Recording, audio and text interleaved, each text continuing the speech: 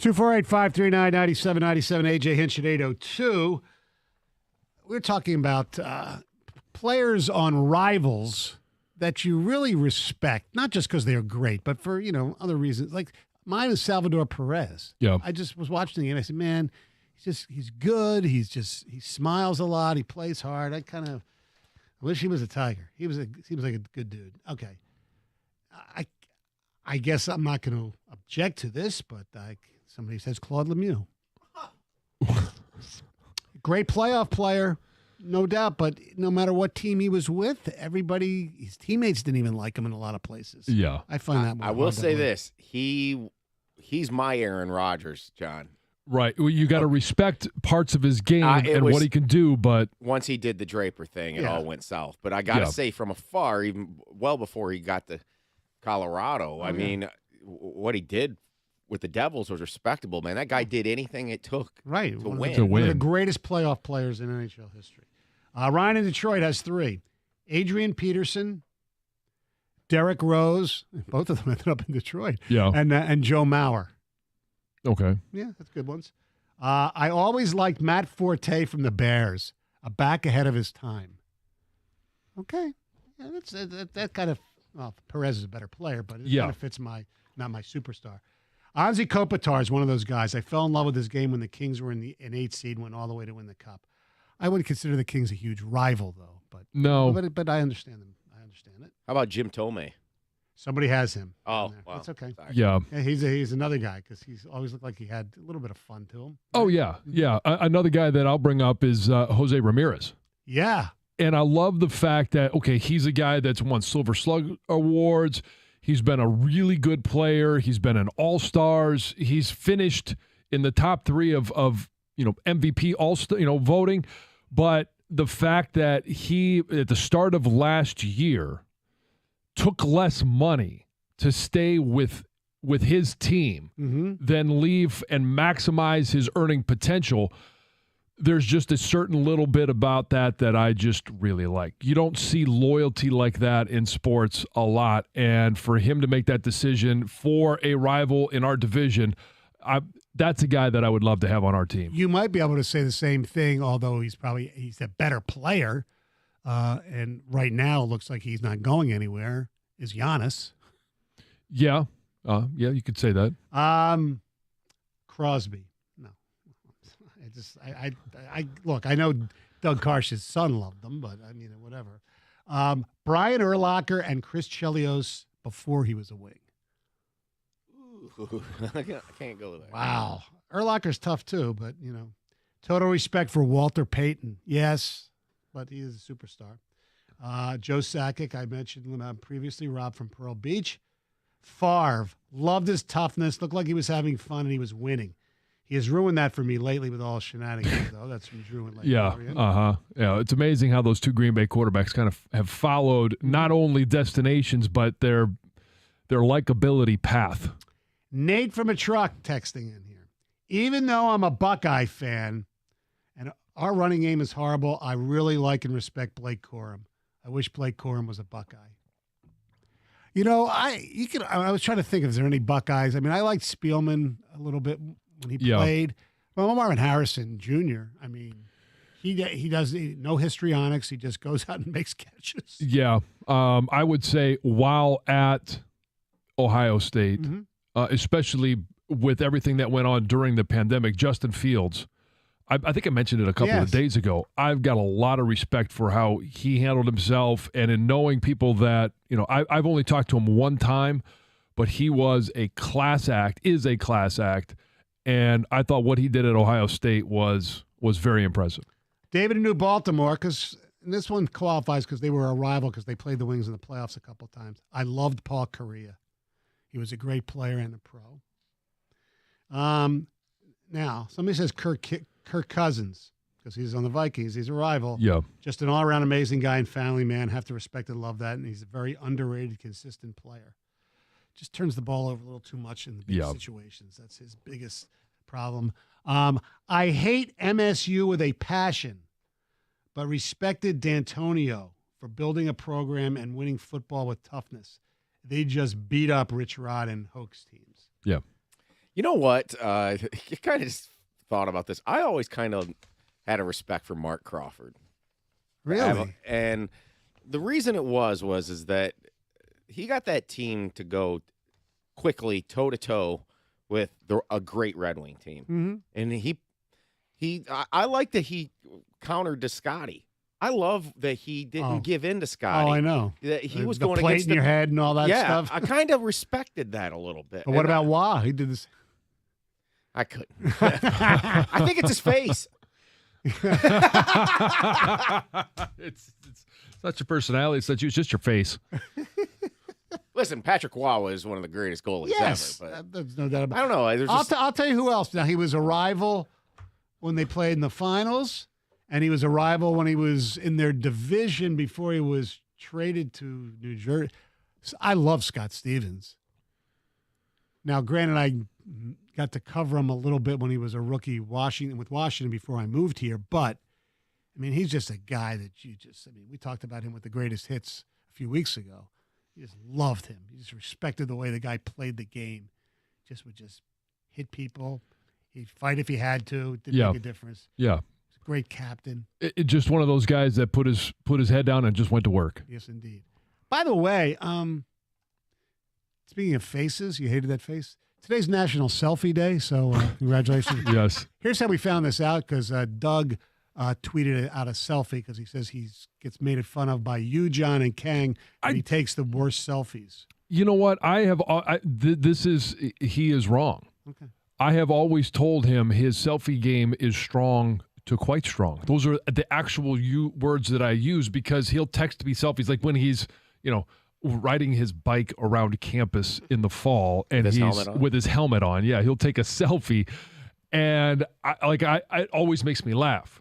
Whether it's a good picture or not, if it makes me laugh, I think it's a good selfie. Yes. His text is, "Good morning. It's National Selfie Day. Kang and Jansen tell me I'm the worst at selfies," which might be accurate. Respond with selfies only. So me and John responded. Yeah. And yours is just half of you, right? Yeah, exactly. Yes, that's what we should see. Here's how we respond. All right. AJ Hinch joins us next. 97 on the Ticket.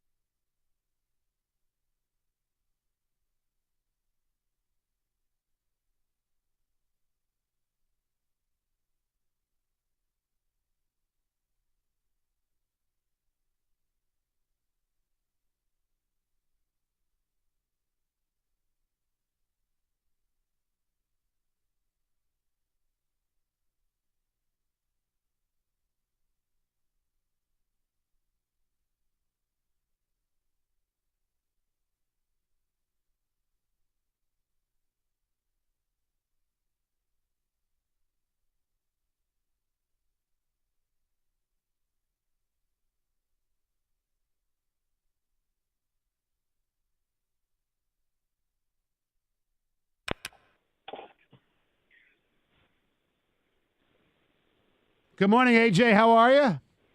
Good morning. We got a chance to win a series today, so I'm doing pretty well. Yes, I'll be there with my daughter, rooting you guys on. So will she get to see Miggy? I told her she probably wouldn't today. She made late. They have Chapman and Cox in the bullpen, so that check out those left-handed guys start warming up. You can get your Miggy sideline probably. Miggy has had himself a good June and a May. Is he? We always talk about where guys are in the lineup. Has he earned the right to this year start moving up a little bit more and get some more action? Well, he is getting some more action. So I obviously try to kind of read and react based on, his physical ability, kind of where he's at with his swing, and he's contributing. So I'm playing him a little bit more than I have, and he'll be sitting somewhere in the 6 or 7 hole. But it's still going to be pretty matchup dependent for him. I got to make sure that he's in a good place, both with his swing and physically. So, from series to series, I start to target, is it going to be 1 out of 3? Is it going to be 2 out of 3? I try to protect him in the day games, but, kind of a little bit of both, I guess, to answer your question. Yeah. We got a text yesterday who somebody wanted us to ask you, when Maton plays, why is he somewhere in the middle of the lineup rather than down? And I said, well, I'll ask AJ that question. No, I'd love to talk about it. I'll tell you a little bit about lineup construction, because I think people obsess over best pitchers. And so there's a strategic part, like he's left-handed, which is the biggest argument for him as a strategic piece, not necessarily an order in which you're, I think traditionally think of how you would line guys up. The second part of it, and being very candid, is, you've got to find some guys that are swinging the bat well enough to hit there. I think it's always easy to pick on Nick because the performance hasn't been there, but we haven't had a lot of guys step up and get hot enough to take the risk of me. This kid Cuellar, who comes in throwing 94 from sidearm, or the reason they pitched Chapman in the 8th inning is because they didn't want me to pinch hit all those the left-handed hitters against Barlow. We ended up working an inning, and the next inning I got to do it, and we had ourselves, the right guys up at the right time. So I think it's hard to capture all of that in one answer, but it's not all about Nick Maton, if that makes sense. How important have those bullpen days and those wins been for saving some of those starting arms in looking ahead to hopefully getting Skubal back soon, hopefully getting Erod back soon, but those bullpen days have been beneficial to you? They have been, and I think we have to talk about the bullpen day as being a good strategy that's really tough to match up against. And obviously the Twins series, 2 of them went our way. They went a bullpen day and got their 2-0 win. Like, that kind of proves to me 3 out of 4 games were decided in bullpen games. Those are pretty good advantages for the pitching side, because you can line up and you can make it tough on the other manager on when they're going to pinch hit or when they're going to match up their different guys. And so it works. And I think we should probably do it whenever everybody's healthy. We weren't saving anybody. That's not why we did it. It was out of necessity for us. But it's actually a really beneficial strategy if we can keep our arms fresh enough in the pen, or maybe we have some optionality where we have to get a fresh arm up after a bullpen day. It gives the starters extra rest. I think when we're healthy, we're still going to do that. And that's a little bit different than standardized baseball, but I think it's a great weapon for us with as good a bullpen as we have. The last 2 nights, you've faced some pitchers who haven't had much success heading in. Lyles pitched pretty good against you guys. Got the great home run from Carpenter to win the game, and yesterday Lynch. My question is on like last night. It looked like to me that even though you struck out quite a few times, it wasn't like the chase strikeouts. It was you guys just missing the ball. Is that accurate?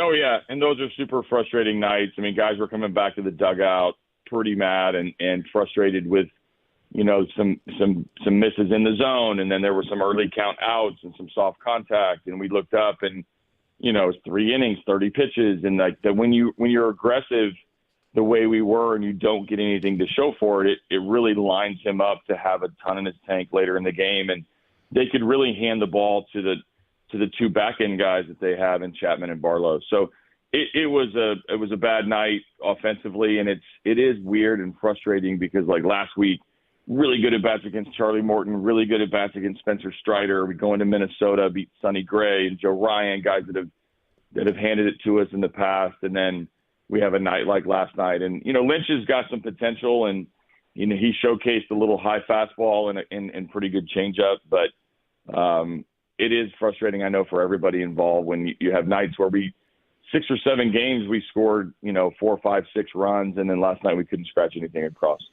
You guys are scratching and clawing to stay within reach of the division. And on the horizon, you've got, and we mentioned it already, Skubal possibly coming back, Erod, Riley Green. Like, how good can this team be? Can it stay within striking range of this division, especially with those reinforcements on the horizon? Yeah, I mean, we'd love Badu coming back. Yeah. You know, Faedo's getting healthy. Brisky's throwing 97, 98 in AAA. Winginter, another usable arm who made our opening day roster. Turnbull started playing catch. I mean, there's so many days I get tired of talking about the guys that are not on our team because it reminds me that we haven't really been complete. And I'm anxious to get these guys back, but I've got to stay focused with where we're at. We'll have more depth because that makes guys, the reinforcements that will come behind those guys, actually guys that are on our team right now so we'll have a stronger team. We need to find our consistency and win the games we're supposed to and try not to focus on the division, yet understand we're playing competitive enough baseball in this division this year to still be relevant. It's hard to balance those two, and I'm sure it's even harder for fans, but I can't wait to get our team a little bit more whole and a little bit more what we expected coming into the season, because we'll be balanced with that left-right debate that I have, and Nick Mason doesn't have to hit in the middle of the order because Riley Green and Carp and McKinstry are hitting in 3 of the first 6 spots. Like that type of stuff will be a sight for sore eyes. I got a question about analytics, so to speak, because I think Dan Petrie mentioned it last night that Lynch actually had more success against righties than he did against lefties, and Carpenter and McKinstry didn't play, I assume, because it was lefty-lefty. How do you decide which splits, which analytics are the most relevant? Yeah, that's a good question, and there are certain styles of guys. Like this guy has a high arm side fastball miss. And actually, it's just a strategy. We went with it yesterday. We won't do it all the time where it's all right. But those at bats at the end, in against Barlow, when McKinstry comes up and has a big at bat and punching out on a 3-2 pitch, Carpenter gets in at bat with a runner in scoring position after the Baez double. I chose the route of using those weapons to put them in the biggest spot ever rather than the randomness of the batting order. I can put somebody in the batting order and let them play against a lefty and totally get it. But I actually wanted him to be a big piece in the middle part of the game. We just didn't get to Lynch the way that we should have. In order to insert Carp and McKinstry, Maton would have played in the middle part of their order. The way you beat the Royals is the middle part of their bullpen is all right-handed for the most part.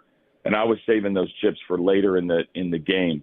But it's some of it's stuff. Some of it is comfort. Some of it is like, listen, our righties have not hit Cuellar. They have not hit Hernandez. They have not hit Barlow really. So I needed somebody to play when the game had changed. And if I could get Carpenter a second and third at bat or a first and third at bat, that's better than the random at bat against the lefty who has some velo up and in where Carp doesn't really hit the ball. I'm curious, as a former catcher, did you happen to see the video overturn in the White Sox Rangers game at the plate last night? I did. I watch games there. Whatever's on it after our game, I'll flip it on. And when I'm doing my work for the next day's game or when I get home before I go to sleep, I'll watch the West Coast games. And I did see – I happened to turn the game on when the base hit happened, and they were in the process of reviewing it. And I'm on Team Bochy on this one. That was awful. So I don't understand what you're supposed to do. Yeah. I mean, look, as a former catcher, I get when the game – to me, the most exciting play in all of sports was always the play at the plate. And since Posey's injury, they've somewhat taken that away. But last night, for those of you who didn't see it, the guy is called out at the plate. They go to video review. He was safe. He was out. That was the right call. But they said the catcher was in the guy's, his lane, right. And it was ridiculous. Yeah, number one, I think the rule change, everybody calls it the Buster Posey rule, is spot on. I don't think runners should be able to take shots at catchers and blow these guys out and the kind of like defenseless receiver type, collisions. But when you talk about blocking the plate, and the guy actually touched the plate. Like the way the play went out, for those that didn't see it, he caught it in foul territory. The runner kind of took him to the foul side of third base, and his foot's on the plate. He goes down, he tags the runner, then the runner tags the plate. That's like the definition of not blocking the plate, because he actually had access to the plate. So I would have been super frustrated if I was Boch. The spirit of the rule, 100%. We do not want collisions at the plate. But that one, I don't know what Jonah Heim was supposed to do, and it's very confusing to see a run score on a play where the guy actually touched the plate. It wasn't blocked. I do want to ask you one last question for me about a guy. When you mentioned it, you get tired of talking about guys that aren't a part of your team right now. They're coming back, but when those guys aren't available, as a former athlete, I've always seen it's an opportunity for somebody else. Reese Olson was called up. He stepped in. I would love to hear your evaluation of Reese Olson in the few starts that he's had so far. Yeah, I think Reese is talented, and I think he's learning quite a bit about some things that we say. So we meet with every player during spring and throughout the spring, and our AAA staff is really good, and they keep these guys going in these player plans and what they need to do to get better. And one of the things with Reese from the very beginning was finding a space in the strike zone to have an effective fastball. Everybody loves his breaking ball. He's got a really good power changeup, but the fastball usage and the fastball location, it's super important for him, just based on the characteristics and based on the velo and how he's going to use it against major league hitters. So, and there's nothing more powerful in that teaching tool than when they actually see it in the big leagues, like the nothing fastball to Bobby Witt Jr. homer, the fall behind fastball base hit, the walks, and why we preach control in the strike zone, the walks in front of those big swings, and we end up giving up a couple runs. So there's a ton of good with what's going on with Reese. There's also a ton of learning that's going on with how to use his fastball. So I think he's got definitely the ability to pitch at this level. I think he's getting opportunity. Quite honestly, I don't know if he expected, just based on where his career path was at AA last year, and he started out in AAA and got beat up a little bit. But the glimpses of good for him, I think, have been very good against some pretty good lineups in Philly, and when he's able to navigate outs after he's given up a couple of tough home runs like the other day, and there's a step forward for him, and he's exactly the type of arm that you want to build with. And give to Chris Fetter and Juan and Robin and say, man, make this guy the best version of himself. He can help a major league team. Final thing, your alma mater in a nice run, the College World Series. They're out. You have to makes you feel proud, right? Yeah, let me tell you the good and bad of that is we get on the national stage and we get to play. It's on every TV in the clubhouse, and everybody gets a little probably too proud of their alma mater at this time. We talk so much trash behind the scenes, and then they go out and go 0-2 and they lose. So the night that they got eliminated, we won with that nice homer from Carp. And I'm like, I went 1-1 today, and I went the right 1-1 because I'm going to get selfish. Our team in Detroit, we needed to win. But, man, it was tough to walk in and have virtually every person that walked by my office pop off about Stanford. Locker room's a tough place. Love trash talk. Yeah. Thanks, EJ. We appreciate it. Talk to you soon. Hey, good place to do a touchdown dance. Not so much when you lose. Yeah. Absolutely. AJ Hinch joining us. Stoney and Jansen, 97.1 The Ticket. Hey, Ideal You can help you lose weight fast. You can lose up to 40 pounds in 40 days using real whole foods. 80% of guys that do the Ideal You program lose 30 pounds or more in just 40 days. You can sign up now and get $200 in free groceries or a $200 Visa gift card. It's your choice. Book your free consultation right now at idealu.us. And Ideal U is different than other weight loss programs. It works, and it works fast. You get that instant results. I lost 10 pounds in the first 10 days. I lost 60. I'm down to 65 pounds now overall. And the beautiful thing about Ideal U is you're going to be assigned a weight loss coach. They're going to teach you what to eat and drink to lose weight, and it works. And not only that, but when you've reached your goal, they're going to teach you how to keep the weight off. I'm a year and a half in. I've kept the weight off. I'm actually still losing a few pounds. Ideal You can help you lose up to 40 pounds in 40 days. Sign up now and get $200 in free groceries or a $200 Visa gift card. Book your free consultation right now at idealu.us.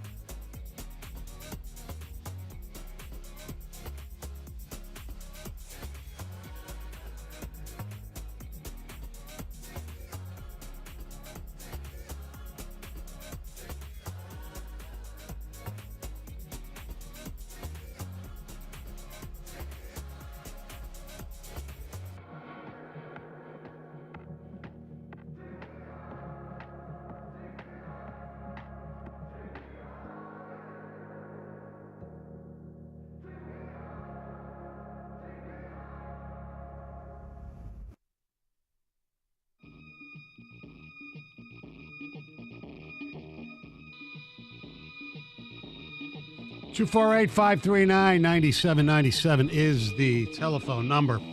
Wojo will join us at 9:02. Like we mentioned, Tigers taking on the Kansas City Royals this afternoon at Comerica Park. 1 o'clock. Going to be very balmy out there. So if you're going to the game like I am, make sure you hydrate. It's gonna be hot as hell. Yeah, take your selfie with Stoney as well. It's National Selfie Day, so Oh, that's true. you're there. Sure. You're always open for a good selfie, right? Absolutely.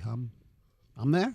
Yeah. You ask, I'll receive. deliver. All right. As long as I don't have to do anything, I'm just stand and talk to you. I'm good. Just stand and don't talk to you. Well, no. I said I'll talk to you. I said as long as I don't have to do anything. You don't want me taking the selfie. Oh, right. Oh no, because you'll end up. You could Right. take a picture with your hero like Kirk Gibson, and then all of a sudden you got a finger in the screen. Yes, I did. I have done that. Yes. I try to know my limitations. Yeah. I do. I try not to do things that I'm incapable of doing. Yes. I try not to do that. By the way, John, you'd be happy to know I tried on the everything the Father's Day you garb did? yesterday. Did it all fit? Everything fits fine. Okay. Fits nice. All right. When you went to the golf range last night, did you wear something new? No. No. Okay. I It's all pickleball. It's attire. pickleball workout attire. You know, it's like it wasn't Lululemon, but it's that other brand I own. It's a fancy exercise material. Yeah, pretty much. Okay. Like I said. Good for you. I said, I'm glad it fit. I said, I can work out in t-shirt and schleppy shorts. I don't need It's okay for you to bought work me out something. Lululemon for my Mother's Day one year. I said, okay, that's fine. It was great. Yeah. She also got me a really cool t-shirt. Said it was I forget exactly what is on it. It's a golf, a flag or whatever, but it says "Talk Birdie to Me." I thought that was All pretty right. good. Yeah. I almost wore that today, but maybe we'll wear it another day. Okay. Yeah. Maybe that might be a Saturday afternoon into the evening. From your mouth to God's ears. If that happens, that's an eagle. That's not an eagle. And for her, it'd be an albatross. You talk about your hole in one. All right, 97 won the ticket. Here's Heather. Yes. Great transition. My goodness gracious. An Ann Arbor man is facing some charges after throwing a large rock at another man's head. This 37-year-old Ryan Osborne was captured on camera throwing this rock at another man's head during an altercation that they had in a parking lot near South Maple Road. And Ann Arbor police say, hey, this attack was intentional. We don't think it was random. On Friday night, police found the victim alone in a parking lot while conducting a welfare check. He is being treated for a skull fracture, remains in critical condition. Osborne was charged with assault with intent to murder, and he was given a $500,000 cash bond. Miami Dolphins star Tyreek Hill is under investigation after he's accused of getting physical with a man working at a marina in Miami. So sources say that on Sunday evening, Hill got into some sort of dispute with this employee at a charter company at this really popular South Florida boating spot. And Hill is accused of putting his hands on the employee at some point during this altercation. Now, it's unclear if the man was actually injured, but on Monday, Miami-Dade police were seen at the marina, and then on Tuesday, the department confirmed that an investigation was underway involving Hill. So there's still a lot unknown about all of this, so it's unclear if Hill is even going to face any criminal charges at this point. The NFL sounds like they're struggling to find a franchise to be on Hard Knocks. Yeah, it's crazy. I know. The 4 teams that meet the criteria, the Jets, the Bears, the Commanders, and the Saints, have all declined to be filmed. So now it sounds like the league has to kind of expand its search, and they have to move rather quickly because they're already behind compared to most of the time. You know, last season's teams were selected in March. Yeah, it was the Lions, and so we were excited about it. Yes, we were. Yeah. So now they're 3 months behind schedule, basically. I think they should just tell the Jets, hey, cameras are coming. Get ready. I mean, with Aaron Rodgers there, and, I mean, correct me if I'm wrong, Stoney, but they can object, but they can't say no. Right, the league controls that. Can say, hey, listen, this is the team that's doing Hard Knocks, whether you like it or not. Yeah. So hopefully they just step in and make that decision. Do you think think the cameras being there are a distraction to the players? Yes. At first, but then they told us after a while they didn't even realize they were even there. They kind of forgot that they were even there. You get used to it. It's more of an annoyance from a player's perspective, and the time to if you don't want to do the interviews, it's a distraction because it takes you away from anything else that you would be doing. Right. And I get that. I definitely can get that. So the mural on the Detroit Zoo's water tower that everybody knows is now changing to celebrate the zoo's 95th anniversary. So drivers who are going along I-69 or I-696, I should say, we all know that iconic water tower. They've been seeing some changes already. On Tuesday, people were noticing that it was being painted over almost, like a white paint was going over that mural. So it sounds like they're going to paint it white first, and then they're going to put up this temporary wrap around it. And that temporary wrap, whatever's going to be on it, we don't know what it's going to feature, will be up from this summer until next spring. And then it will come down and something else will go up. Yeah, it is cool. Yes. Yeah. Those wraps, I mean, we've seen them on cars, and I think that's changing the game for being able to make changes like that to the water tower a little bit more frequently. Right. Yes, without a doubt. Here's a great excuse to continue taking your daily naps, Stoney, or anybody else who naps, because I've become a napper since taking this job. And John, you might want to start napping once you hear this news. Okay, so researchers say that taking regular naps is actually good for the brain. The study analyzed data from people aged 40 to 69 years old, and it has shown that daytime napping could actually slow the rate at which the brain shrinks as we get older. And it's a pretty big difference. They say the average difference in brain volume between habitual nappers and those who don't nap was equivalent to 2.6 to 6.5 years of aging. Oh, wow. Yeah. Wow. Yeah, nobody wants shrinkage. No, sure. they don't. And these researchers are hoping that the findings will now kind of reduce any stigma that still remains around daytime napping, because there's been napping has gotten some bad reps that it's not great for you to do, but they're saying it is. It's very good for your brain. And there's other studies, previous studies that show that people who have short daytime naps will function better on cognitive tests, like hours after they have had the nap, compared to those who don't nap. So continue napping, Stoney. It's good for your brain. Thank you. Thank you very much. I need anything that's good to help my brain. That's for damn sure. Thank you very much, Heather.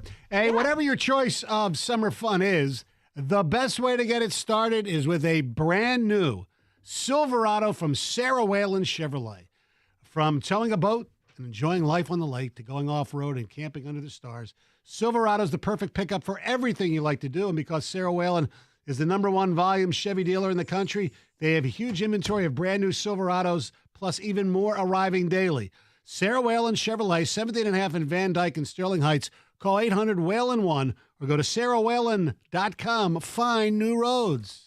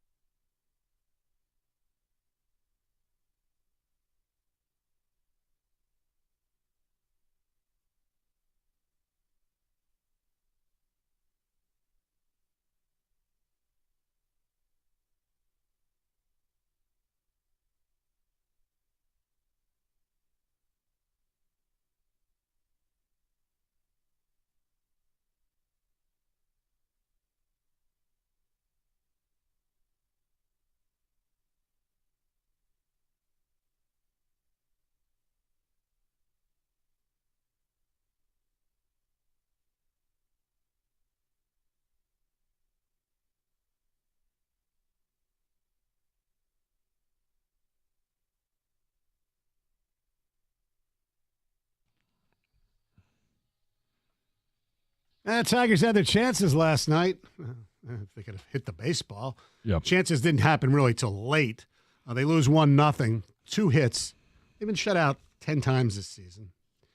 And that's quite a bit, 4 out of their, 6 times in their last 20 games, too. Yeah, and it's missed opportunities, and not a lot of opportunities in this game with any runners on base, but when you look till the 8th and 9th till the innings. 8th and 9th inning, yeah, when you're hoping that they can at least do something, but there's been so many times, like yesterday was kind of a microcosm of the season where you see them have runners on base and in other games, and not necessarily in shutouts, but they've stranded 15 runners. Oh. They've done all of the above, and yet they come down to it in this game, just like the other night, where hey, you get all you need is one big hit. Right, and they were fortunate. I mean, the Chapman was a little wild. I mean, he walked the bases loaded, Right. and so Torkelson comes up. It's like you don't need a long, you don't need a home run, just a base hit. Couldn't get that. And then in the 9th inning, you thought, okay, they got on base again off of Barlow. Baez with a really nice at bat with a double. Carpenter comes up. He said, all right, here we go. Yeah, Here's to our back. guy, Here back we to go. back. And he grounded out. Baez goes to third. And then McKinstry, like AJ talked about, he had the left-handed bats ready for Barlow. And a 3-2 pitch, and he just swung the ball right in the dirt. Yeah. Which sucked, which is the Well, Tigers' you love the season. mindset of being aggressive, Yeah. but it's got to be a controlled aggression. No doubt about it. Speaking of aggressive, it's time for Steve Yzerman to get a little, at least more aggressive. Yeah, do something. This offseason. Yzerman spoke yesterday about the plans for the season, the offseason, so to speak, because the draft is a week from tonight. And the bottom line is this team is still a ways away from being a contender. They haven't made the playoffs in a long time. Obviously, it's not all his fault, but there are some things that maybe could have been done. We don't know. They could have expedited a little bit. This year, they were in contention to a certain extent, and then they went in the old you-know-what, and then they traded Bertuzzi, and they did, which was the right thing. The question is, did they do the right thing last offseason by getting, better? Yeah. With guys like Perron and Kopp, who really didn't do much till last year. Trading for Husso was a pretty good move. They got a good goaltender because Nedeljkovic, he completely got off the radar. So, they might think they need another goalie now. So Yzerman spoke yesterday, and, the fans, and we talked about it earlier today, they're getting upset. It's time, when you see a lot of teams make the playoffs who haven't in a while, it's time for this team. Does he feel the pressure?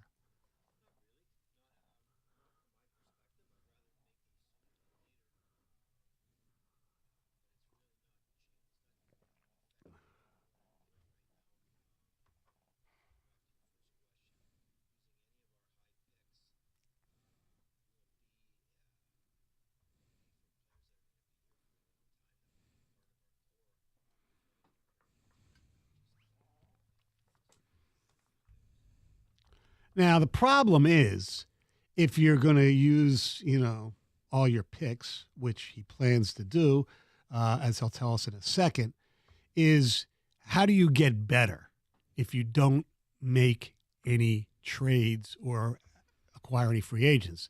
You can't live on the younger players, all of them getting better. They do have more good young players than they've had in a while, but it's still, you never know. Here he was asked about if they have 9, 17, and they have 3 consecutive picks in the second round. I assume he'll use them.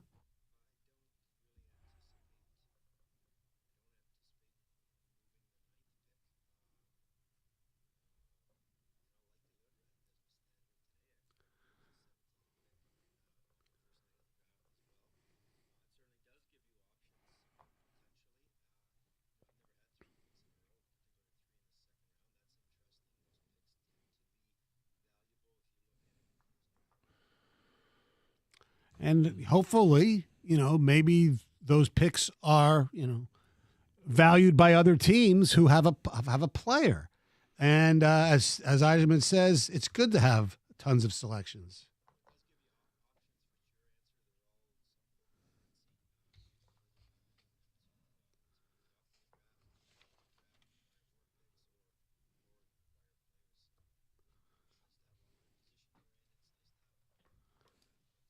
And what goes into trading a pick for a good player?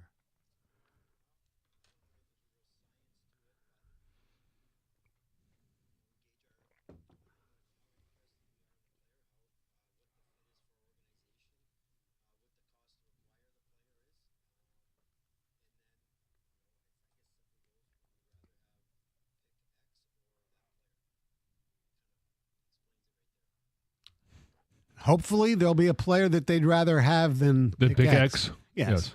And then, of course, if player does not play great and Pick X turns into be a really good player, then the general manager gets criticized for making the trade. That's part of the business. Yes. And it's kind of interesting. He also said that as far as the actual draft, the general manager's role is maybe to decide whether you're going to trade picks for a player, but as the actual selections, he pretty much, and I think most general managers do the same, they leave it up to their head of scouting. I mean, Chris Draper runs the amateur scouting department. So if there are bad picks, yes, it's Yzerman's fault because he's in charge. But it's because Draper's he hired the guys and trusting the guys to Correct. evaluate Yes. and make their draft board, their Right. big board, and Yes. figure out who it is that's Yes. going to best serve this organization. Right. It's on Drapes to get it right. And the last few, I think they've gotten it right. I mean, Sider obviously has been terrific. Raymond, one really good year. Last year, regressed a little bit. Some people say, well, it's a sophomore slump. That happens. Okay. See what happens in year 3 for Raymond before you decide whether that pick was good. Evanson looks like he's going to be a really good pick. The few games that he played before he got injured, he definitely looked like he belonged in the National Hockey League. Casper, the jury's still out. He came up for, actually, I was stunned. He actually played only, I think, one game before he got hurt, because usually guys picked in the first round, unless you're a superstar, don't play for a while. So he looks like he's decent. And they have some players that have been highly claimed that they've picked outside the first round, like Carter Mazer. So we'll see. But in order for this team to do anything and do anything for this coming year, they need to get, I wouldn't say a superstar. That would be great. But they got to get a star, somebody who's at least maybe better than Dylan Larkin. They got to get somebody who can score goals. I mean, that to me should be the goal of this offseason, to get somebody who can score 35 goals. Yeah, somebody that's a 40 threat. goals. Somebody that's a threat, a constant threat. Right. This is being his 5th draft. Where are you in regards to when you look back and you look at, Mo Sider? He's obviously been able to produce. Lucas Raymond, he's been able to produce. But you've got to be able to have other guys step in or say outperform their draft status. Right. He did that in Tampa with a few players, not in the first round. That's for damn sure. He has to start taking a risk. I mean, it's time to make a move. Like Dumars, when he built the Pistons team, he traded Stackhouse for Rip. People were wowed by that. It came out of nowhere. I remember it was the 1-year anniversary of September 11th, and it's an odd time to make a trade, and it just, me and Stoney were working together. And Yes. like, wait, what? Yeah. That took some cojones to make that move. It wasn't super cojones move, but it was a shift, and I think there's guys out there that are available, Maple Leafs, the core 4, they're going to have to move one of them. Maybe they don't have to do it this offseason. Maybe the new GM wants to take one run at it with them because they've got the time to do it. They got the 1 year. But I would definitely, number one target should, for me, that's realistic, because I think the Matthews stuff is just a pipe dream. Right. Is Mitch Marner. And I think you've got to be willing to pay a pretty significant price with draft picks, maybe a Lucas Raymond. I'm not giving up Sider in that deal. No way. No. I think the Winnipeg Jets, they've been rumored to they're going to at least Hit try the reset button. not maybe a total reset, but it hasn't worked with their core. People here, Kenny Cott loves Kyle Connor. Okay, yeah, I think similar to maybe Marner. Maybe don't have to give up quite as much. Both Marner and Connor have 2 years left on their deals. And I think another guy with the Jets is Scheifele. Now, he's a center, so I like him 30. a lot. But He's 30 older. years old. He's right. 30. You've still got some years in the NHL at 30 years old, okay? He's under contract through next season, so you definitely don't have to give up as much when you put age and contract together. They got to get another scorer, man. They have to get a top-line scorer, and he's got to try to do whatever it takes. He shouldn't do something stupid. No. He shouldn't overpay. My belief is, Stoney, you always refer to, well, we don't know if they inquired. We don't know if he made the call. I believe with these two teams, because they're Canadian-based teams and the way they're covered obsessively by the Canadian media, that we would find out if Steve Yzerman tried to make a trade for one of these guys. I think, though, look, there might be somebody else out there that would be an equal, but I think you're kind of with me, lockstep, possibly the top 3 realistic targets. Because I know you mentioned, we talked about this earlier, you mentioned Gaudreau. Yeah. If you like Gaudreau, you should have just signed him and not given up anything. Mm-hmm. To me, that would almost be a little bit of a failure by Steve Yzerman. That, okay, now, so you're going to give up assets for this guy who signed this big deal. Why didn't you just give him the big deal? Did they have the cap space last year? I don't remember, but I believe so. Yeah, probably. The moves they made and the space they have now. Yeah. Yeah, that's right. It probably wouldn't cost you as much as far as what you have to give up to get him, though. I mean, I don't think he'd work here. He's small, but it's just, if you want a guy who has a history of scoring goals, that's one of them. All right, 248-539-9797. All right, guys, you've been hearing me talk about Michigan's #1 hair restoration specialist, Dr. Berkowitz from Michigan Hair Restoration, for quite a while now. And maybe you've kind of been on the fence. You've been thinking about going to see him and you're just not sure. Well, now is the perfect time because it's Michigan Hair Restoration's 10th anniversary. And Dr. B wants to celebrate. So he's doubling the savings for our listeners. For a limited time, you'll save $2,000 when you mention 97.1. And you'll get 0% financing on your hair restoration procedure as well. And Dr. Berkowitz, he meets with a lot of patients who lose hair after having an illness. And there are people who have lost almost half of their hair, and now that they're feeling better, they turn to Dr. B to help them regrow their lost hair and confidence. And he helps both men and women every single day. So even if you or the woman in your life is struggling with your hair, but you're just not ready for a hair transplant, know that Dr. B offers medical therapies to help reverse hair loss after illness, including natural homeopathic hair remedies. For more information and to schedule your consultation with Dr. B, go to MichiganHairRestoration.com. That's MichiganHairRestoration.com.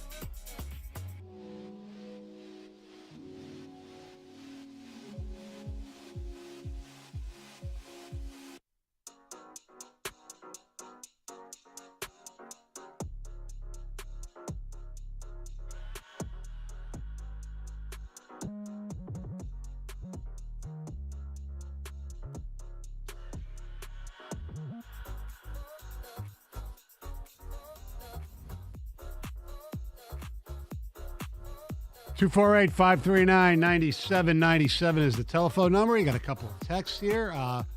Bringing in elite talent will help Larkin, Raymond, etc. score more and elevate the play of the lines. Yeah, obviously. The better players you have, the better performance you're going to have from everybody. Clayton Keller makes good sense as a player who could be on the wing on the top line and is in Arizona who probably needs to shed some money. Let's see how he's a good player, no doubt about it. Last season he scored 37 goals. He had 28 the year before. I don't know what his contract status is, but I don't think he's a free agent, but that's somebody that you might be able to get for draft picks, no doubt about it. He's a winger, scores goals from Boston BU he played at, and he'll be 25 by the time the season starts. Perfect player. Actually, for somebody in that round. He is a little small, 5'10", but I don't care. Guy can put the puck in the net. I think the one thing, depending on what kind of deal you make, Raymond might have to be a part of it. It's going to have to be a pretty big deal. Yeah. But, I'll look at it this way. They had 80 points last year, okay? He's got to find a way to get 15 points better. And if you get 15 points better, you're in the playoffs. Yeah. You don't know maybe where the chips fall with that. I think Boston will regress certainly from their point total, but there could be a kind of a big regression there potentially. Not down to maybe what Tampa did last year, but Tampa's regressing. The East is good. You don't know how Florida's going to respond next year. True. New Jersey, I think, is the up-and-coming team. And Carolina's still going to be good because they'll get healthier. Columbus, everybody thought was going to be much better this year, and they weren't. I am almost Philly's terrible. I almost feel like it's fact, not opinion, that Steve Yzerman is a good GM. Well, yeah, I don't believe that they can get somebody better, really. Like if they were to, let's say the next 2 years they just don't make the playoffs, and eventually there has to be accountability. Yes, But the question but is, I really think he's a good general manager. But I do believe. He should be criticized. He has not taken a significant risk yet. I'm not saying you don't want to take an irresponsible risk. Well, a calculated he hasn't done risk. that either. No, you got to take a calculated risk, and I think we believe he has a plan, and that plan doesn't necessarily include. It would be nice to have some lottery luck, but that's not in the cards, at least this year. You hope it's not in the cards for future years because you hope you're not in the lottery. Correct. But at some point, he's going to have to step outside of his comfort zone and take that calculated risk. When is that going to be? And I always ask the question, whether it's a coach or it's a GM, if you're going to move on from them, not that they're considering that or that we're even talking about it, but you've got to have somebody else in mind that you think could do a better job. And right now, as frustrated as we can be as Red Wings fans, I don't know that anybody would sit here and say this individual would do a better job. I think there was a little bit of a failure last offseason that they weren't the ones that got Tkachuk. Yeah. Yes. If they offered wasn't enough what Ottawa Calgary would have wanted, yeah. But I don't know. I mean, yeah. We hope we would know what the details, if there was an offer made. Well, the thing is, was there an offer? And right. that's where I'd be like, okay, whoa, okay. Sports radio, we're kind of accountability police. I'm not big on, hey, fire him, and all that stuff. I do believe Yzerman's not maybe as far to the fork in the road as Jim Harbaugh was entering 2021. I always thought Jim Harbaugh was a good to great coach and that he was the right guy for the job. But eventually there was accountability. And entering 2021, Jim Harbaugh was either going to go one way or the other. Yeah. And even the pay thing with him, they held him accountable. Yeah. And I think Steve Yzerman will face that after this coming season. If he doesn't get this team into the playoffs. The risk he made, and we won't find out probably for a couple of years ago, is when he went and got Sebastian Cossa. Right. I mean, he traded another number one pick who actually scored some goals for Dallas in the playoffs, and Wyatt Johnston. So that if he doesn't come out to be the goalie for a decade for this team, then that was a risk that didn't work. Let's go to Mike. You're 97 on the ticket. Hey guys, how you doing? Good morning. So one of the things that I saw in the presser that I didn't hear you guys mention was he was very big on the idea of bringing in someone who is Larkin's age or younger. So then you start to look at the list of restricted. We've all talked about DeBrickett, and according to the Canadian papers, we're on the list of 5 teams that he's got. Yep. And it's going to cost you either the 9 or the 17 or probably a William Wallander. Another guy's Russ Colton, who's a guy from Tampa. If you wanted to go a little older, then you're looking at an Alex Killorn. There are guys who are available, but he's going to have to make the move. And you're not going to have to give up your top prospect in Raymond, but you're going to have to give up a guy like Wallander, who now you've got to glut on the right-handed defensive side, and you need lefties more than righties now. Well, I think they need righties more, is what they say. I mean, because I think they're only, actually, Wallman's a lefty, but yes. So yeah, I think they need righties more, actually. But you're right. You're absolutely right. That would be the guy that they'd have to give up. But are you going after those guys, or are you going after Scheifele? Scheifele's 30. So, yeah, but if he's not even going to go after those guys, then you're going to have to do go something. younger and give up probably more for younger guys. Like the texter mentioned Keller. I don't know what you have to give up to Keller, But that fits in his age deal, 27 or younger. He's going to be 25. Tom in Northville, you're 97 on the ticket. Good morning, everyone. Morning. I work for Illich Holdings. I know hockey probably as well as the normal guy, but nowhere near like the three of you. But I listened to Stevie Yzerman speak recently, and I believe he's trying to build a dynasty to win 5, 6, 7 cups in a row, not take big swings, and hopefully possibly win a cup. He's trying to build from the bottom down. He wasn't given the greatest team in the world, and my take is we need to preach patience.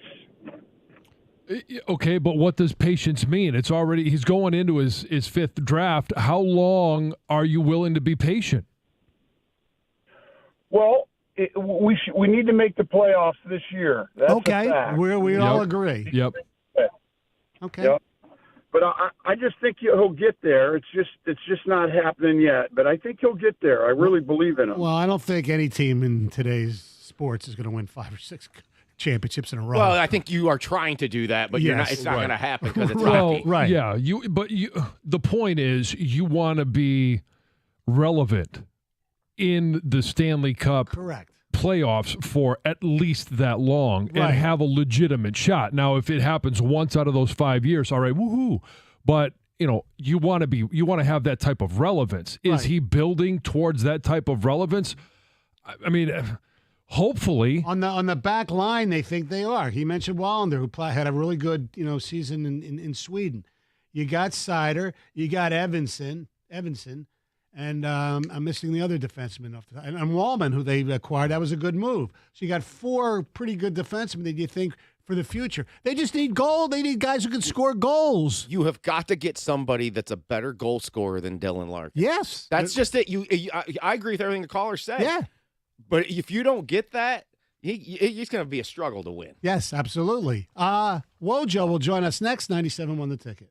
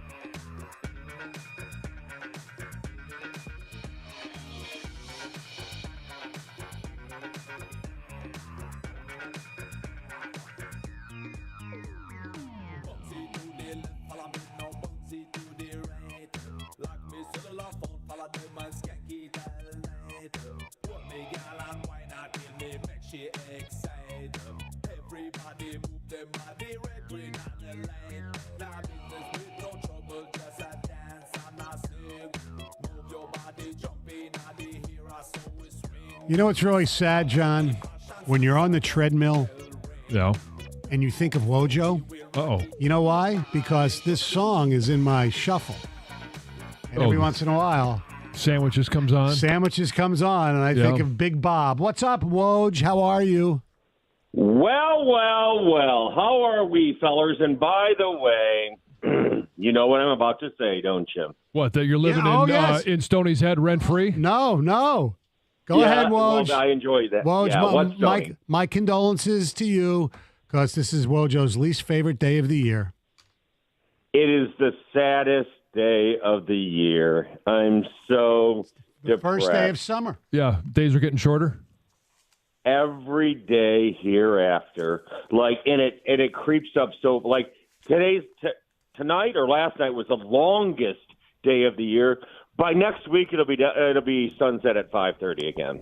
It happens so fast. You can't stop it. It's unbelievable. So sad. But yeah, and by the way, that's also my least favorite old bit, because people hate. Nobody wants to be told on the first day of summer that every day hereafter gets darker sooner. I kind of think I think that is tolerated more than Happy New Year. Oh, come on. Happy New Year, please. Well, we always try and come up with new bits and new things. And I do want to ask you, if you owned a boat, would you call it the Submissive? Now, I heard yesterday Sony Freudian slip was talking about a submissive going down into the ocean. Yeah. And they still haven't found the submissive, have they? No, they haven't. Stoney's still looking. Mm-hmm. Yeah. They haven't found that either. Yes. Oh my! What a bizarre story, by the way. But enough with the submissives or submersible. Yes, submersible. All right, Woj. We have 2 drafts within the next 2 weeks. Let's start with the one that's further away, because he spoke yesterday. But they both spoke yesterday. Let's talk a little Steve Yzerman.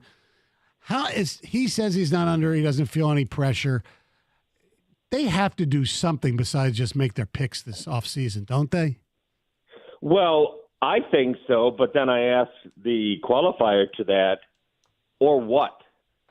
Like, people say, okay, or what? He's not in danger whatsoever, as far as I can tell, nor should he be. And yes, and when he says that, because Yzerman is the coolest customer you can possibly be, usually, and he's not gonna admit, oh yeah, you're right, I gotta make the playoffs, or oof, I'm feeling the heat. So I think people are making too much out of that statement, because internally, of course he feels it. I mean, if you listened to him yesterday for over an hour, he really is kind of struggling with why hasn't it quite hit yet. And one of the big things, he didn't say it again, but one of the big things is the lack of lottery luck. I mean, it's not just lack of lottery luck, it's lottery luck screw jobs.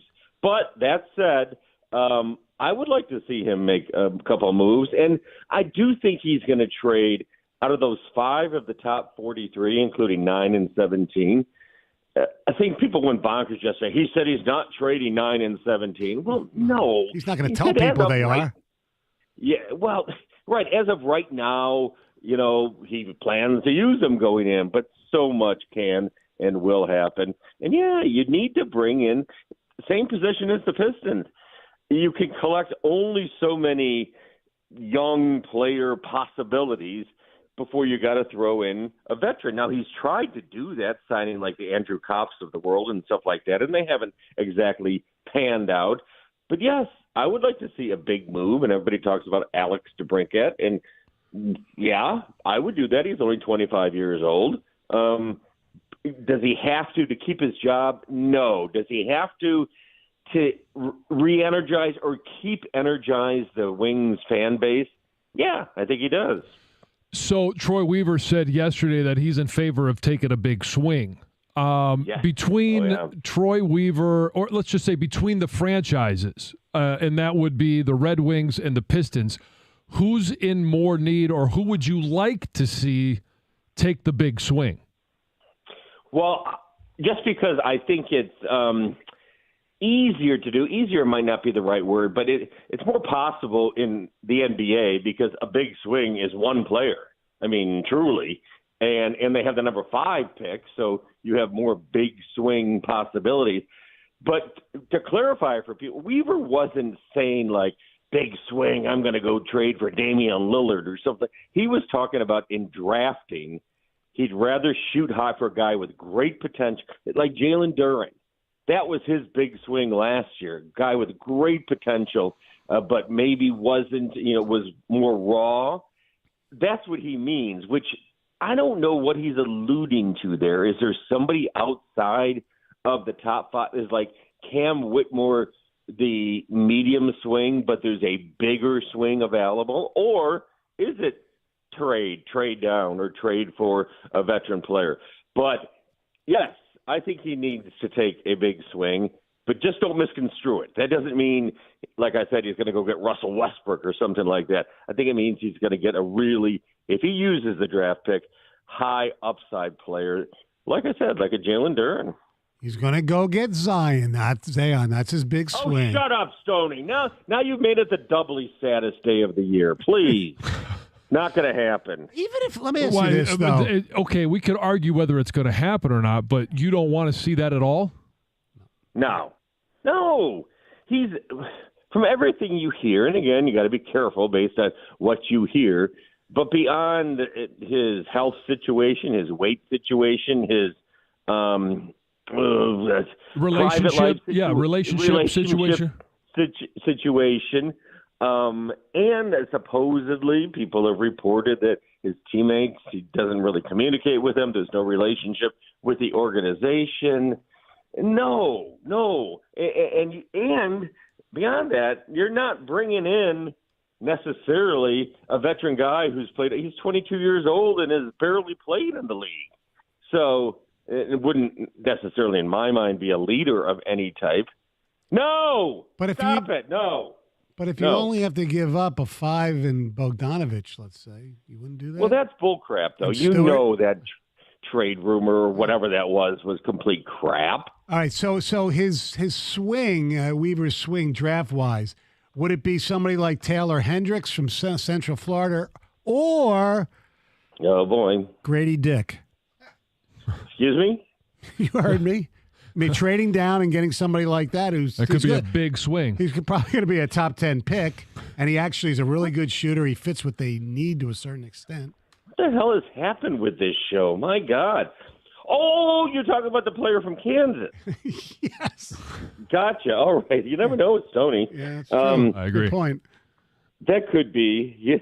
You know who some people have been. I saw James Edwards of The Athletic. He just threw it out there. But you know who is really rising up draft boards and would count as a big swing? I saw this. Go ahead. You give it away. Kobe Buffkin. Yep. I am not suggesting that, but I thought that too when I saw, let's go see where they have Jet Howard and Kobe. What? Yeah. Like 11th or 9th or 10th or 14th or whatever. Now, he's a Jordan Poole kind of a clone, and not personality-wise per se, but playing-wise. And you know what? I was reading about him, and NBA teams love the fact that he did not play much his freshman year and did not pout or enter the portal. They love that about him. Oh, yeah. And people don't realize, maybe they do, the leap from his freshman year to last year was astounding. I mean, it caught everybody by surprise. So I don't know, is that somebody? Of course, we all want the Pistons either to trade down or trade for a player. I don't think Cam Whitmore is a bad choice at all. And this is the other thing. Oh, there's only 3 good players in this draft. No, but have you ever seen an NBA draft that outside of the top 3, nobody else became a star? Of course not. No. Yes. There's always tons that become stars outside of the top 3. So I'm not saying trade the pick at all costs. But I do think he just like Yzerman, but Weaver, I think a little bit more because of the way the NBA is it's incumbent to take the big swing. So let me ask you this. For a guy that has, let's just say, a plethora of experience, you and Stoney, I'd asked him this earlier, the Lions today are going to announce a new helmet. What do you think it's going to be? What do you want it to be? Well, since they are harkening back to their days as a championship team, yeah, I think it's going to be a leather helmet. 1957 version. Oh, no, I don't even think they were leather then. Yeah. Leather helmet, but the update's going to be the single bar? Yeah, exactly. Yeah. Exactly. The single leather bar, of course. Yes. Oh, leather bar. Getting back into Stoney's line of work there. Okay, never mind. What if it's the Cowardly Lion logo from Wizard of Oz? No. Okay, I think I'm in the minority here, but I'm not. You should do a poll on this because I've often wondered. We get wrapped up in our own opinions on the radio about what we think. I think Lions fans like the uniform and the helmet. I do. Now, Lions are entitled to update it, of course, and they have before, but I don't want to see anything dramatic. I don't want them to fall into the group of franchises that like different iterations. That's not a bad word, Stoney. That you sort of lose track a little bit of, wait, what are they now, or who? Like the Tampa Bay Buccaneers. Right. I know it actually worked for them, but no, I like the tradition of it. I wish they would go back to the color blue that their throwbacks are, and then just keep everything else the same. Yeah. I do like that. I mean, I would ask John Jansen, who played at the University of Michigan, what if they replaced the stripes on the helmet with like a growling Wolverine with like a little hat on? Like John would lose his, I would totally lose my mind. What if it was a really growling Wolverine, like a really menacing one? No, you mean and label it Gruff Wolverine? No, thank you. Exactly. Okay, I'm just checking, but no, I go ahead and make slight changes and stuff, and I don't think it will be dramatic at all. But don't go bonkers, please. Don't. Will we get a Wojo Damas prediction on tomorrow's draft, or are you going to hold you're darn right we will. Oh, yeah. Me and Rieger are on beforehand. And, I do think but this isn't Wojo Damas talking. Right. This is Wojo here, your buddy. Yeah.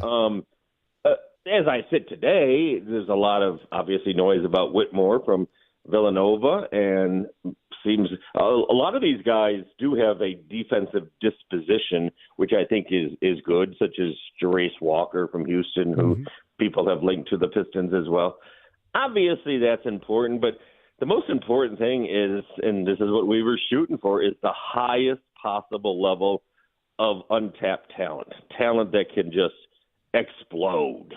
And like I said, I do think that was Doran, and I think he tried it early on with Killian Hayes, and it hasn't worked. I mean, that was kind of a surprise pick. Great talent, high. If he's shooting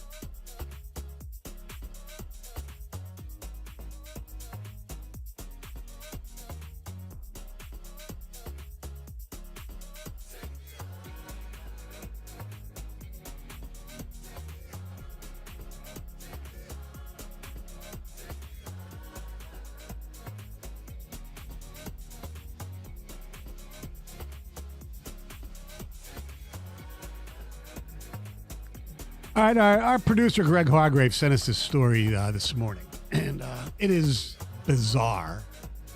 So first of all, gotta love the headline from the Lufkin Daily News. Spare relationship causes awkward split, and this takes place Nacogdoches, Texas. Stephen F. Austin, State University, their assistant bowling coach, a gentleman by the name of Steve Lemke, has resigned rather than be fired. He chose to resign after the university discovered he had an affair with a student athlete. He's the assistant bowling coach. Now, he was quoted saying, quote, the relationship was consensual, but might have been, quote, amplified to the magnitude that it is now because of the national championship caliber that we've developed. I think it's more of an ethics thing when it comes to the college as far as coach-teacher being with a student-athlete. Now, I will say this, Stephen F. Austin has won the national title a few times since they moved to Division I in bowling. Mm-hmm. I also should mention that he's the assistant coach. His wife is the head coach. Here's some more quotes.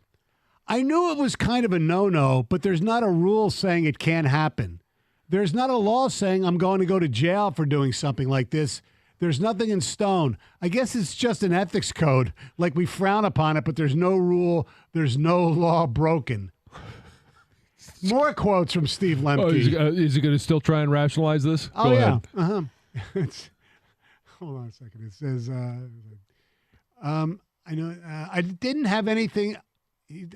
What happened was his wife saw a text message from the student athlete. Yeah. Quote, on the text message, it didn't have anything in detail. It was just about how amazing I am.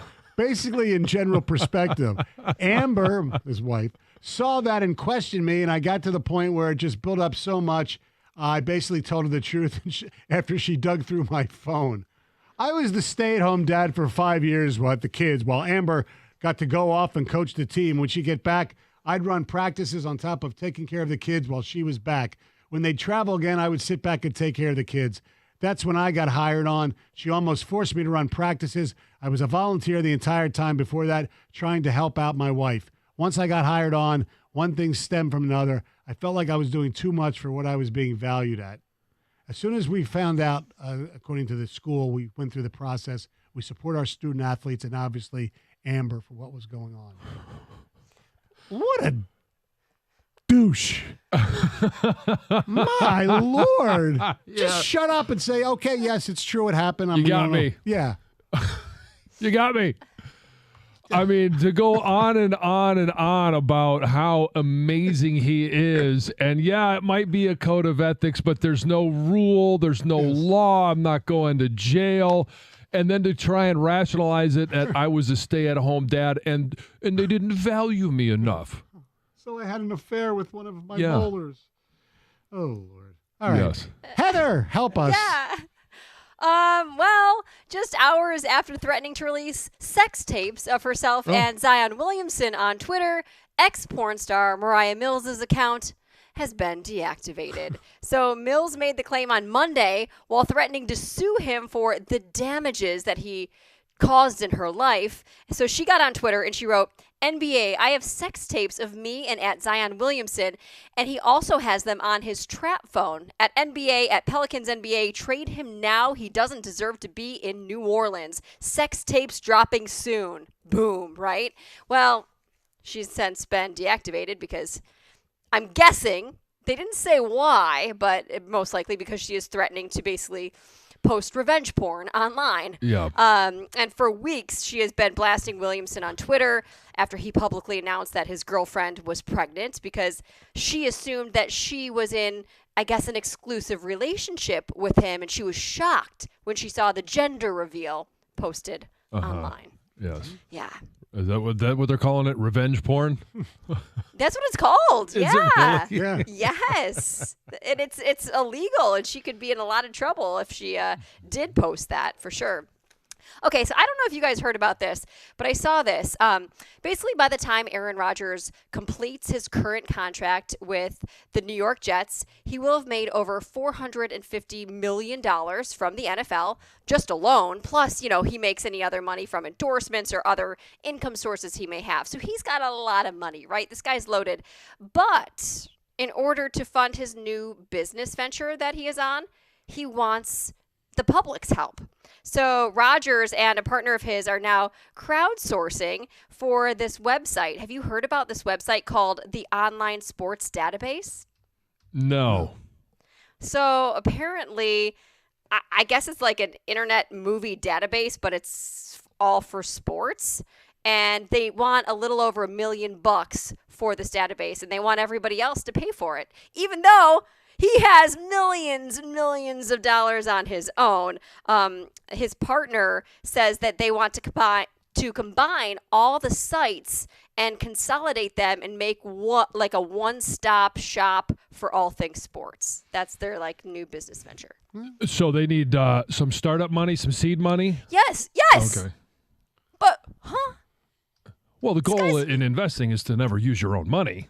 I guess, but when you only need $1 million and you're making over $450 million from one place, you do have the startup money. I don't disagree. Come on, man. Yeah. Come on now. Police are looking for the person or persons who vandalized the Ella Sharp Park golf course in Jackson by burning the words Trump and MAGA and some other related words on the course's greens and fairways. So city officials say that it happened during the June 9th weekend near 8 holes on the golf course, and the Jackson Police Department is now involved. They're investigating the vandalism, and they believe that the suspect or suspects used a liquid chemical substance to write their messages in the grass, and they say the cost of the damage is estimated to be more than $10,000. Huh. Wow. And the suspects could face felony charges. So police have now set up some cameras around the golf course. I'm guessing the suspects aren't going to return, however, and they are increasing patrols throughout the area. But if anybody has information, they should call the police. It's a little more than just peeing your name in the snow. Yeah, exactly. Yeah, I heard somebody, they also put Lion Ted in the grass. Livonia residents are concerned about their deer population. On Monday, residents brought their concerns to the city council meeting, hoping to find a solution. So these concerned residents say that they are seeing deer every single day at all times of the day, and some say that they're seeing packs of 10 or 20 deer in their yards. And of course, they're concerned for their children, their dogs, their pets that go outside. And the council says that of 13,000 people who were surveyed, 60% reported noticing an increase in the deer population. So they're looking at all the options they have to control the population, and they are going to meet again on July 10th to discuss those options. So All right. we'll see. Hey, if they're going to call the herd, Yes. it's some good meals. All right. Thank you That very sounds much, like Heather. what they're going to do. I've Yes. never heard that word before. What, call the herd? Cull. Yeah. Cole. Oh, yeah. Culling. Yeah. Basically just Trim slaughtering. the fat. I don't know. I'd never heard that before. It's not slaughtering, no. Well, you're killing them, right? Yes. There's a lot of different reasons to call the herd, but it's not a slaughter. You're right. It's not a. You're not going into a butcher place and No. They'll. Well, okay, fine. Oh, I'm okay with hunting. Believe it or not. Yeah, I am no, too. I've yeah, got nothing yeah. against hunting at all. That's what it does. It calls the herd. Yeah. Absolutely. Yeah, I just All never right. heard the term. All right. Thank you, Heather. Coming up next, Tiger manager AJ Hinch, 97 won the ticket. Hey, summer is rolling right along, and the weather's not the only thing that keeps heating up this month at Fox Chrysler Dodge Jeep Ram of Southfield. The specials are hot as well. From now until June the 30th, stop by the It's the Season sales event at Fox Chrysler Dodge Jeep Ram of Southfield. Lease a 2023 Jeep Compass starting at only $269 a month, or a second option they have, 2023 Ram 1500 Bighorn starting at only $299 a month. With nearly 350 vehicles in stock to choose from, you should have no trouble picking out a ride that you're going to be able to make great memories in this summer. And if you're searching for a specific fit, try using Fox CDJR of Southfield's convenient ordering process to customize your own vehicle online or in store. It's what I did, and I love the process, and I love the product. Through transparent pricing and incredible attention to detail, this team is going to go out of its way to make this the absolute best guest experience you've ever had. So stop by the dealership today at 11 and a half and Telegraph, or visit them online at foxchrysler.jeepramofsouthfield.com. That's foxchrysler.jeepramofsouthfield.com.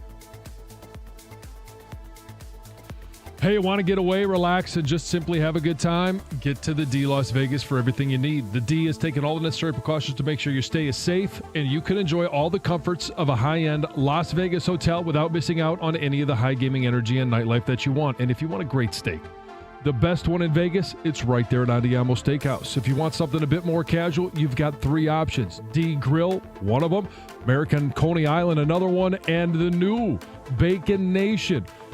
So I can't wait for us to get out there. I'm going to try out Bacon Nation. Might be my first stop. At the D Las Vegas, the staff can chat you with a round of golf, or you could party all night at the Long Bar.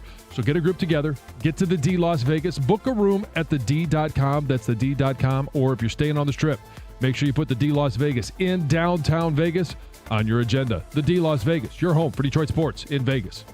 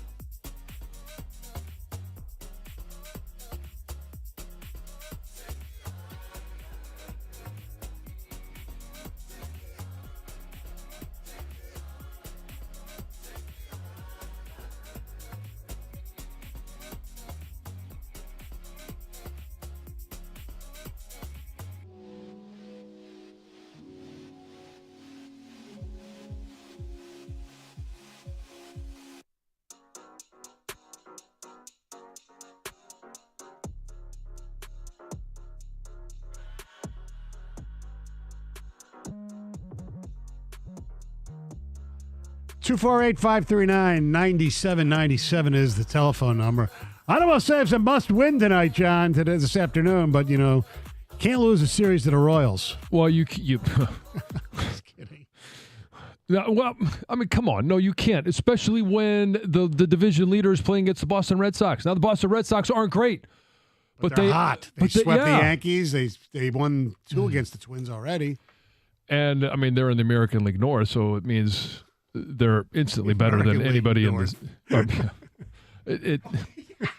You guys threw me off so much at the break that I can't even think about things right now. Yeah. Well, it is. American League North, some of the teams play on American time and some of them play on Midwest time. Yeah.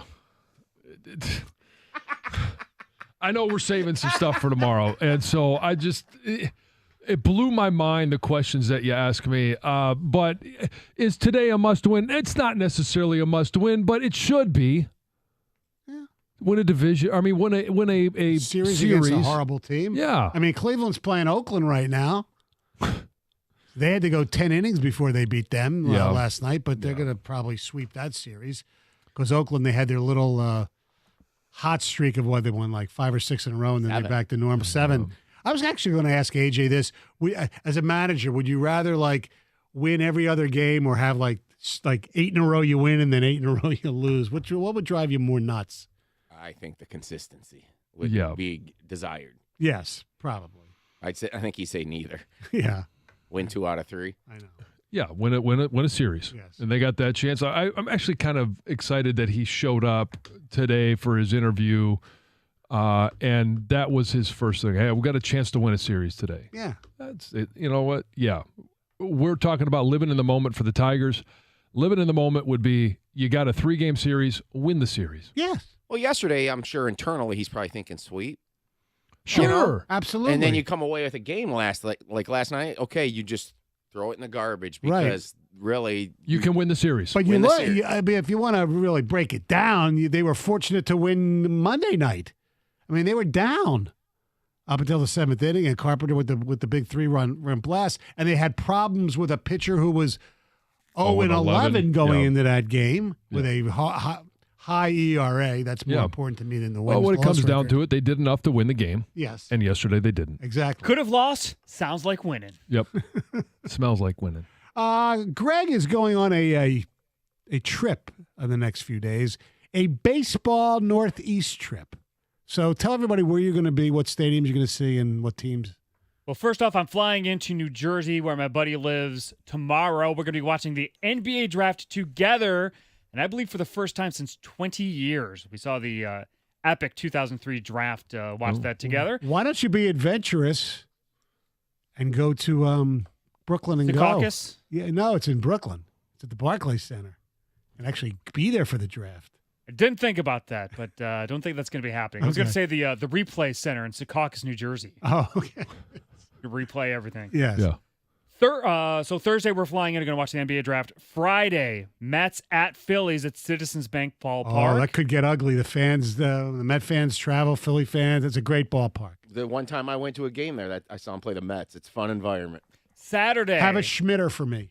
All righty. Saturday, we're going to see one of the best a few of the best young players in baseball. Going down to Baltimore, we're going to see the Orioles take on the Mariners. Oh. All right. Julio Rodriguez and Adley Rushman and the company to see those nice Oriole uniforms, Camden Yards. Yeah. And then Monday, going to see what we're going to plan on doing on Sunday. Maybe an off day if we're baseballed out, do something else.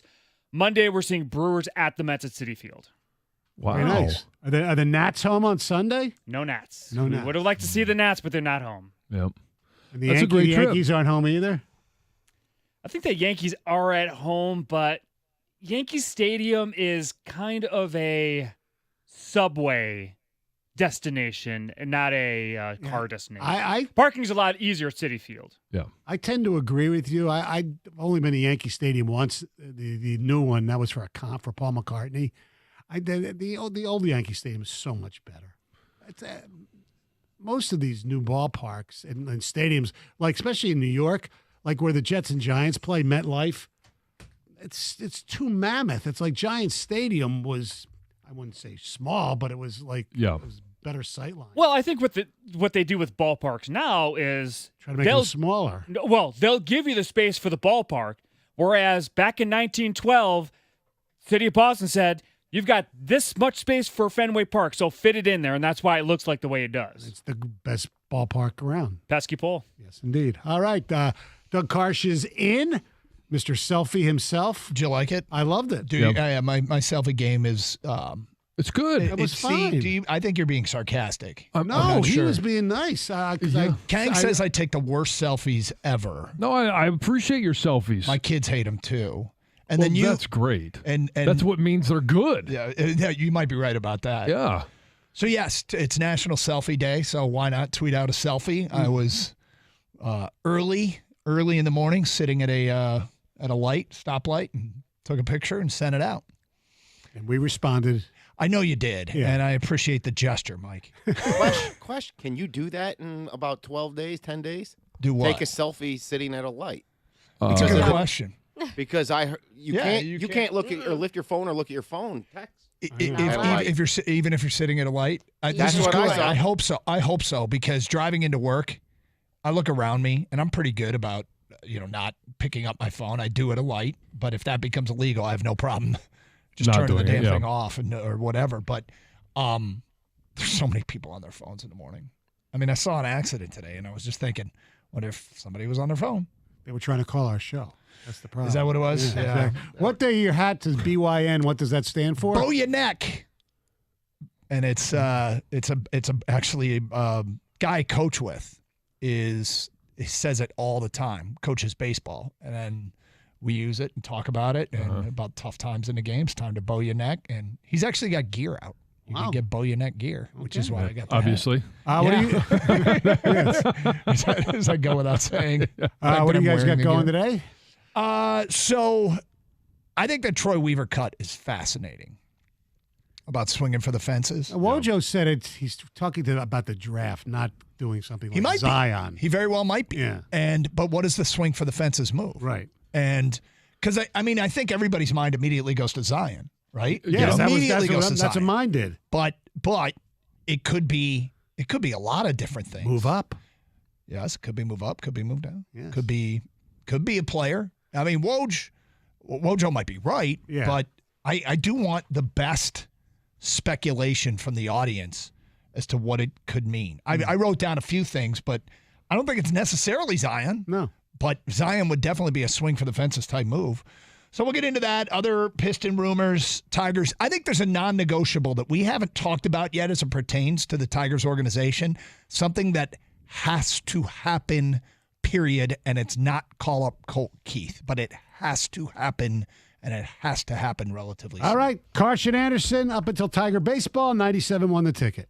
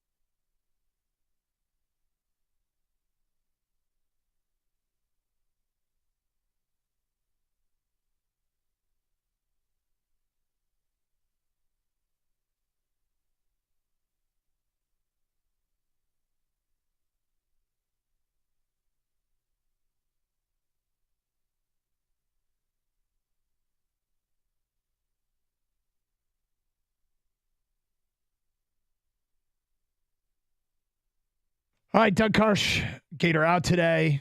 But boy, do we have a packed show leading into Tiger baseball this afternoon here on 97.1 A Ticket. 248-539-9797. As always, the phone number. You can stream the show on the Odyssey app, AUDACY. Download it for your mobile device today. Plus, through our website, 971theticket.com, where Birchie Kid did a good story about phone calls that the Pistons are reportedly getting for their pick at number 5.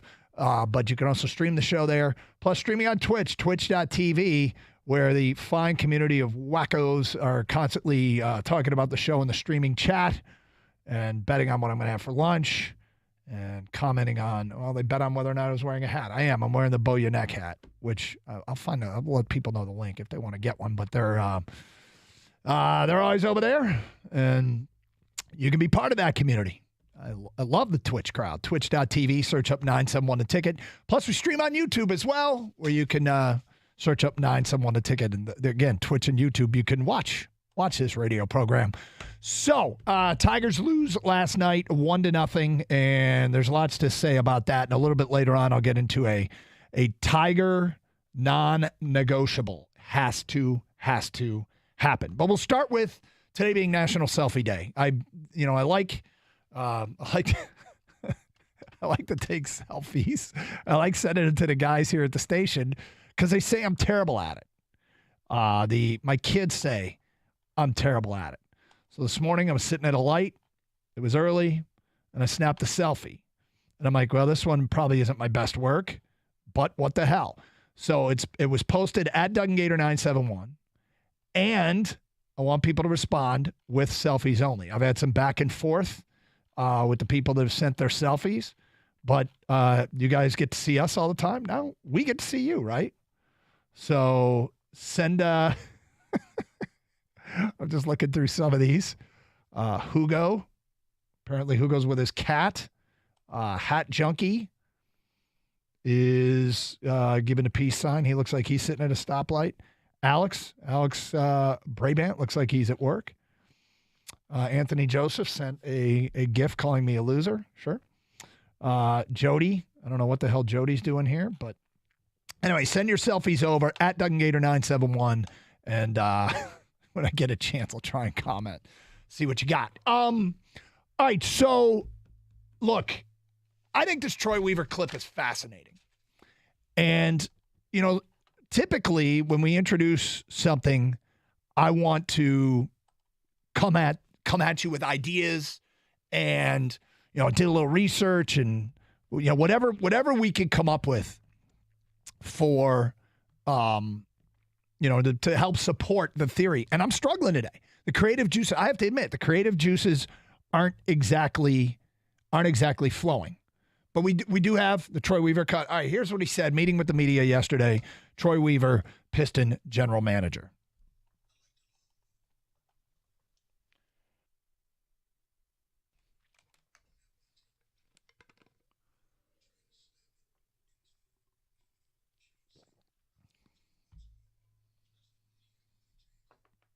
Okay, I like the long ball.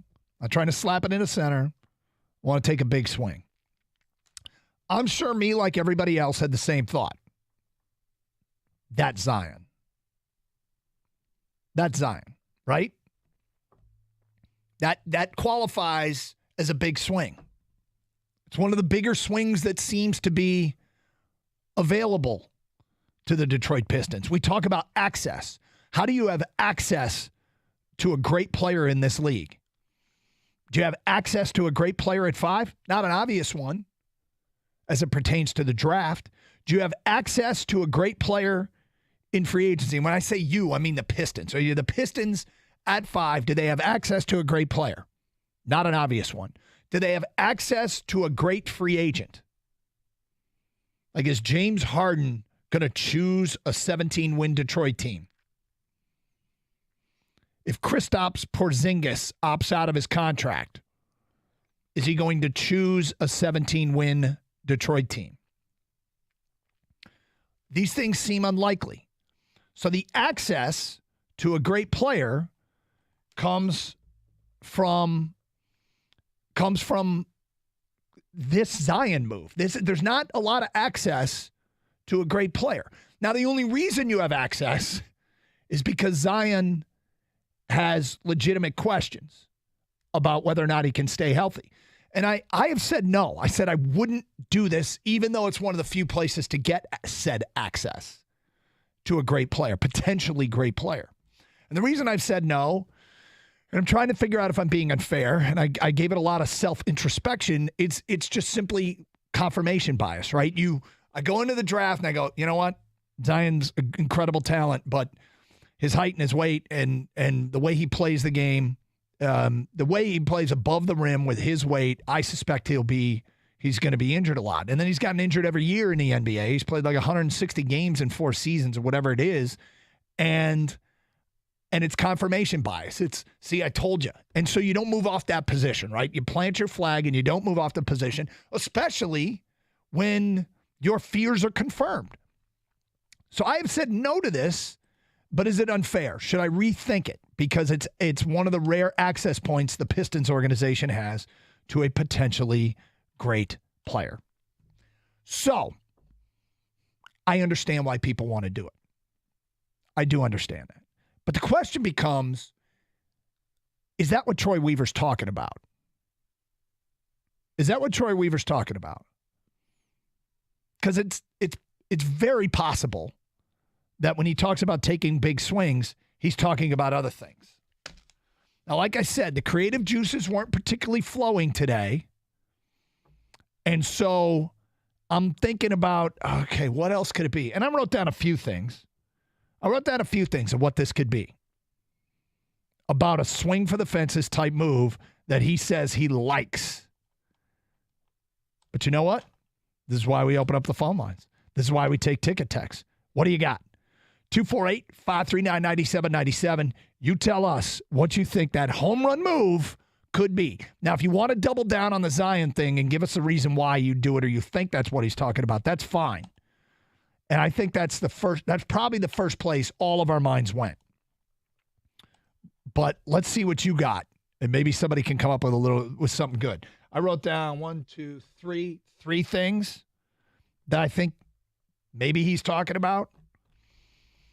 But I want to know what the people think. 248-539-9797. A little bit later on, we'll talk some Tigers afternoon game. We'll continue to take your selfies. Should I retweet all these things? Or just I'll comment when I can, but you can also look at the thread at DunGator971 and see who else is listening to the show on this National Selfie Day. It's Carson Anderson. Gators out today. I'll get to my 3 ideas and read some of your feedback and take your phone calls. What is Troy Weaver talking about? What's his home run move? Carson Anderson, 97.1.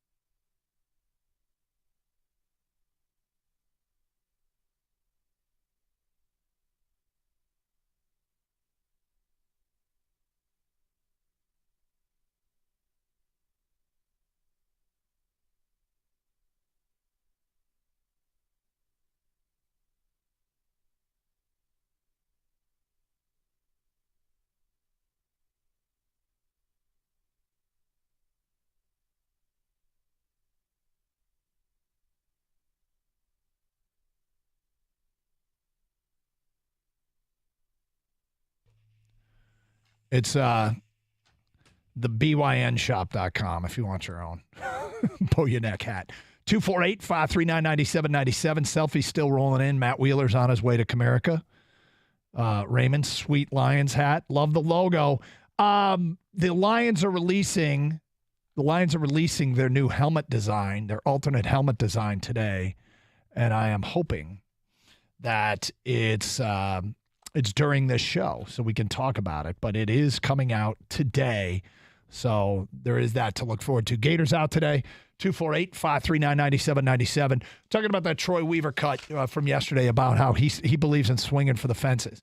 Now, everyone's mind goes to Zion, and we can talk about Zion if you still want to, but the fact is there's got to be other things he's talking about. And I came up with some ideas of what he might be talking about, a swing for the fences type move.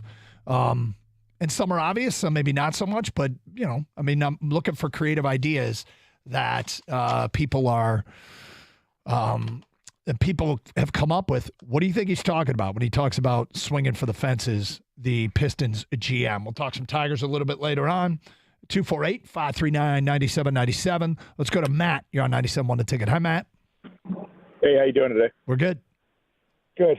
Zion Williams, I think, is a dumpster fire. At this point, he's making $33.5 million a year. He hasn't played at all. He's basically eating himself out of the league on top of his injuries. And now you have the porn star threatening him in Oklahoma City that she's going to drop a sex tape if he doesn't get traded. I just think this whole thing would be a horrible move. So I was thinking about that the how real, like, should we care about his baby mama drama? And I'm going to speculate, Matt, that there has been quite a few players that have won NBA championships with baby mama drama. But there's a lot of guys out there that have given I agree, but there's a lot of guys out there. I just don't think the effort's there. I think he's content on making his money. He's got a supermax deal with Oklahoma City, and he's just good with that. Who? So that's. You mean with New Orleans? Yeah, I'm sorry. With New Orleans. It's okay. So, it's funny because one of the stories that came out about the possibility of this, and it might have been the ESPN trade idea, that was one that had there being outs in his contract that the Pistons could exercise if it does turn into a disaster. And I'm going to go back and see if we can figure out what those are. But, I mean, for the most part, I agree with you. And I was citing the off-the-court drama too, but the more I thought about it, I'm like, man, there are so many guys with off-the-court drama running around right now with NBA championship rings on their fingers. So I'm not sure how much that really matters. Now, am I worried about his weight? Am I worried about whether or not the commitment is there to be the best that he can possibly be? Yes. Yes, I am worried. But I always allow players the right to grow up. There was a time where Pistons acquired a couple of players that people thought, well, one that people didn't want the drama. They didn't want the drama of Rasheed. There was a player that was on 5 teams in 6 years that the Pistons acquired. And Chauncey Billups. Like there are players that have had, questions about them that got to Detroit and flourished. And so, it doesn't mean it happens everywhere, but you have to figure out which chances you're going to take. And I talked about access points to potential superstars. They aren't readily available for a 17-win team. But some of the ideas I came up with, all right, is it move up? I mean, it'd be a home run move to move up. You're not obviously getting to number 1. Move up and take Brandon Miller or Scoot Henderson. Could that be in play? Well, that would qualify as a home run move. That would qualify as a swing for the fences kind of move. And while those players are coveted and are expected to go 2 and 3, it doesn't feel like Scoot Henderson and Brandon Miller are the type of players that a team, they won't move on. Like San Antonio won't move off number 1. They're just not. And you understand why. 2 and 3, I think, can be traded. Those are the consensus second and third players to go in the draft. Maybe consensus is a bit strong, but they are highly speculated to go 2 and 3 in some order. And they, but I think you could trade for those picks. I don't think Charlotte and Portland are saying there's no deal that could be had. So that would be a swing for the fences type move. Is it signed Draymond? Would that be a home run move? Maybe not, but I'm trying to keep it within the guardrails of being real here. I think Draymond is a player that could sign in Detroit. It might not be his first option, but you never know. The allure of being a Michigander might give Detroit access to him. Is a trade for Jaylen Brown? Well, the speculation out of Boston is that they are going to hang on to Jaylen Brown. It feels to me, in what I can gather in watching this thing, it feels to me that the idea that Jaylen Brown could be traded is more of a fan-driven narrative than a team-driven narrative. I don't think insiders are reporting it as much as possible. In fact, I read something today saying, yeah, it's not really on the table. But that would be a swing for the fences type move. Here's an interesting one. Is it draft Amani Bates? Amani Bates actually feels strangely like a Troy Weaver type of acquisition. I think Troy Weaver likes to specialize in players that were once thought of as elite and hoping that a change of venue can be just what the doctor ordered. The difference is he's done it with guys that have already gone in the league, right? He's done it with James Wiseman. He's done it with Marvin Bagley. He's done it with players that went high in the draft, and wherever they've gone so far, it hasn't worked out. Amani Bates hasn't even been drafted, right? Amani Bates, though, was a guy that was penciled in as a future number 1 overall pick, who maybe you get him in your system. And, I mean, doesn't that feel like a swing for the fences type move? Now, it's obviously not with a high pick. I'm not, it's not with using much draft capital because you might have access to Amani Bates at 31. Maybe you trade back late into the first round and go for Amani Bates. I don't know. Like I said, I don't think my creative juices were flowing enough today to come up with what this move outside of Zion could be. That's the best that I came up with. Some speculation coming in from the people via ticket text, 248-539-9797. If you missed the soundbite, we'll replay it for you today at 10:31 and get to your ideas. It's Carson Anderson, Gator Out Today, 97.1 The Ticket.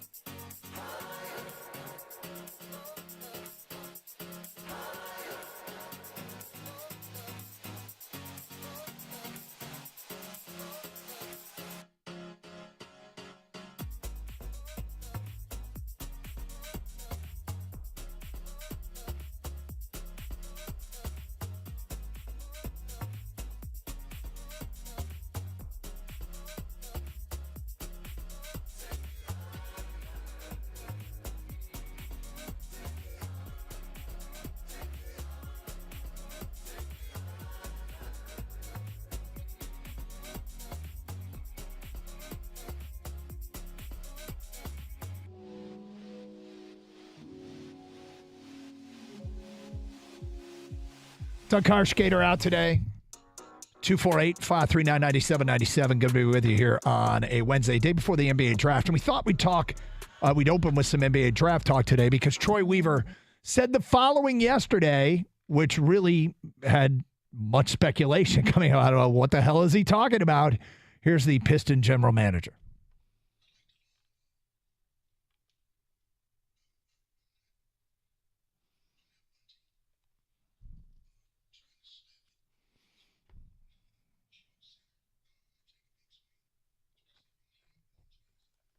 Okay, so that could be Zion. Could be Zion. But it might not. I mean, there's just as much of a chance it could be anything else. So we're looking for your ideas of what he could be talking about. What's the big swing? 248-539-9797. So feedback coming in from an unnamed texter. The big swing he's referring to was likely Ausar Thompson or Cam Whitmore. Those are the big risk, big reward players in this class. I mean, ranking them, I like Thompson more than I like Whitmore. I admit I'm being somewhat unfair to Whitmore, but I need something to delineate between prospects. I think there's a chance that in Whitmore's case, he's one of those players that he'll get his, but does he do what it takes to help you win? And, Thompson is a player who doesn't have a great perimeter shot, but seems to have a great game sense. They really like the way he plays. And NBA people really like the way he plays. It's just really weird in this day and age to go after a player whose jump shot needs so much work. But he's really good in transition. He defends. So those are some things about Ausar Thompson that people would definitely like. So it could be the big swing. From an unnamed texter with a second round, we could go after Jalen Wilson. He was projected as a first rounder last year. I haven't given that much thought. I'll have to go back and look at Jalen Wilson. I gave my list of second round guys I'd be after yesterday, and they included Amani Bates and Jaime Jaquez from UCLA. And what I really like about Jaquez is his ability to get a shot off, even when guarded. I like Noah Clowney's upside. The big from Alabama, as a player that I think would be worth a look. Brandon Pajemski from Santa Clara, who's got unlimited range, will be an interesting one to look at in the second round. But Jalen Wilson, maybe I'll do my homework based upon this unnamed texter. Another one here. I think overpaying Draymond is the big swing. He'd crack heads if players don't play defense. You keep Bogey, you draft a 3-and-D guy, sign another player like Bridges. Well, Draymond, we know what we're getting in Draymond Green. And, he's one of those guys whose actual impact might be felt after his time as a player is done here to kind of set the tone. It's always good to introduce a championship ring into a locker room. You'd also be introducing, 15 technical fouls and a suspension. You'd also be introducing a guy that's committed on the defensive end. So there's ups and there's downs. But again, we talk about access to a player of that caliber. People can say, "Oh, I don't want him." All right, well, what's the other plan? And if you don't have a whole ton of options, sometimes you go, "Well, it's just the chance we have to take." From an unnamed texter, I heard the Pistons are talking to the Jazz who want to move up to 5. Maybe Weaver's discussing a package for Lauri Markkanen. Well, that would be great, but there's no speculation that I have seen that Markkanen's available. I did see this via Yahoo, okay? And this is, this person didn't sign their text, but whoever you are, here's what it could be. This is from Yahoo. Utah's been in contact with the Pistons about trading up from number 9 and 16, according to league sources. With rival teams in belief, the Jazz are searching to get above Washington's 8th pick in order to select Arkansas guard Anthony Black.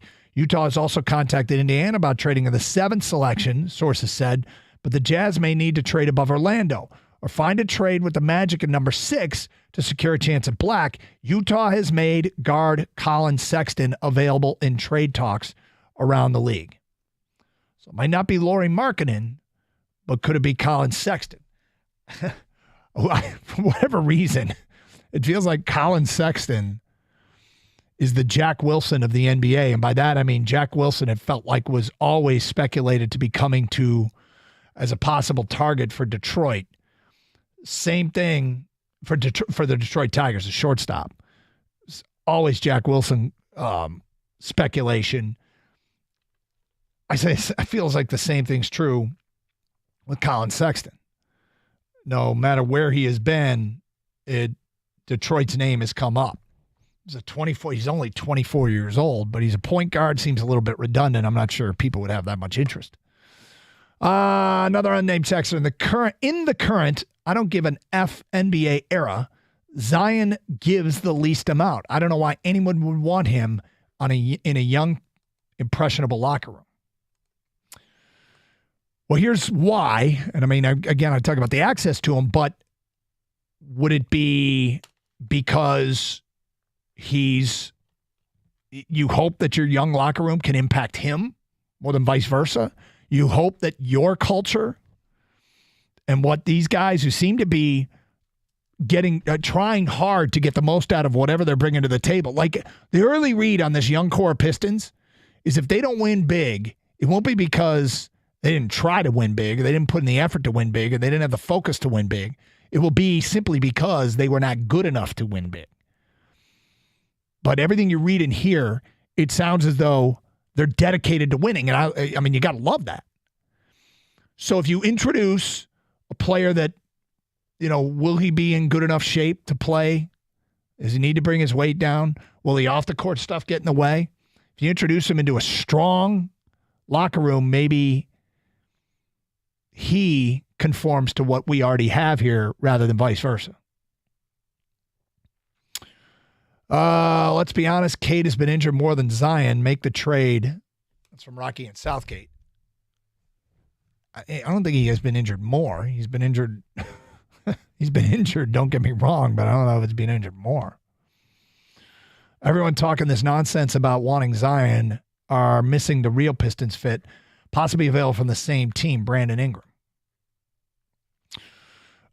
Make the Utah trade 5 for 9 and 16. Trade 16 for DeAndre Hunter. Sign Cam Johnson, and you still have the 9 pick. Well, I like Cam Johnson. All right, going through the list of free agents prior to the free agent, period, and before we really got into it, and actually even before they hired Monty Williams, Cam Johnson was a player I thought made sense. And then when they hired Monty Williams, Cam Johnson made even more sense because he played for him, I believe, for 4 years in Phoenix.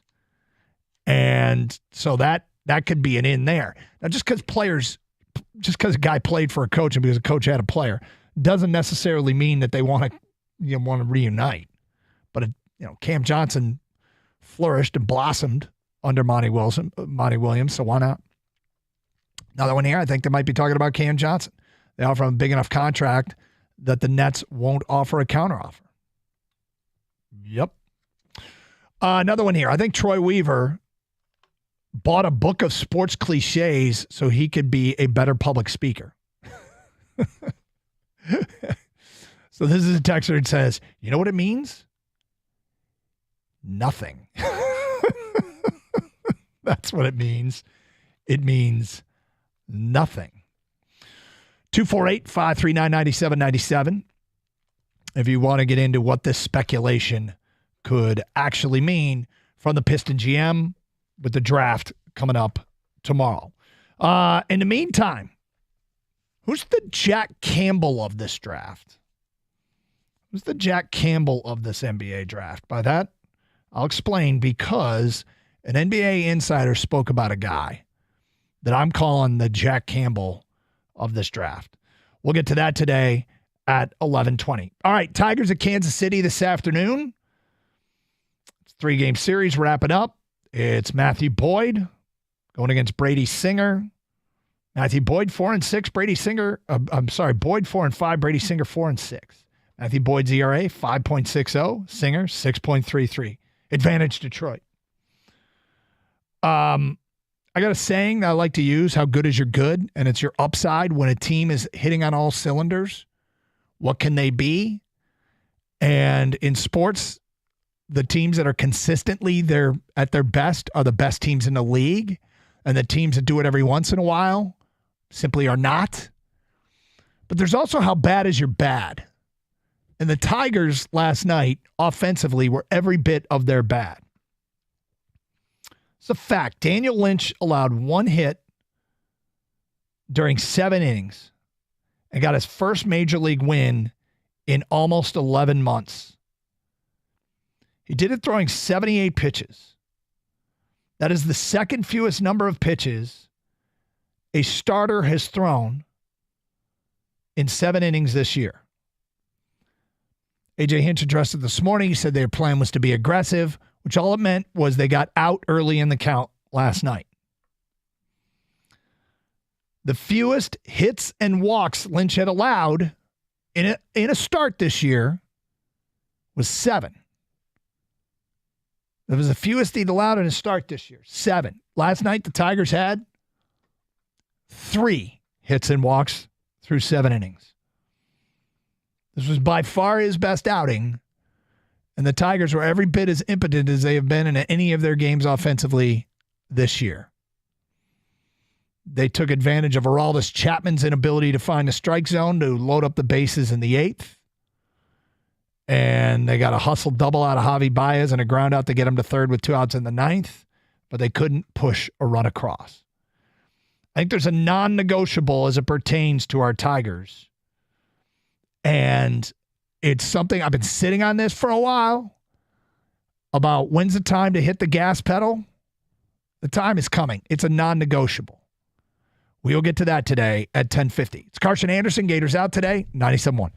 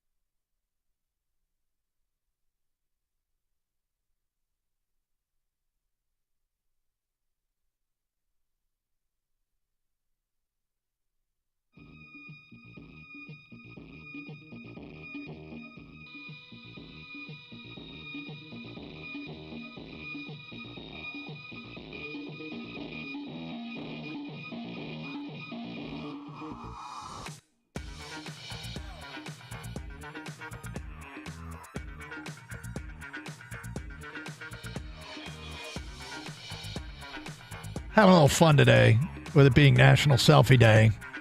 If you haven't seen, I tweeted out a selfie. I'm not the best at this apparently.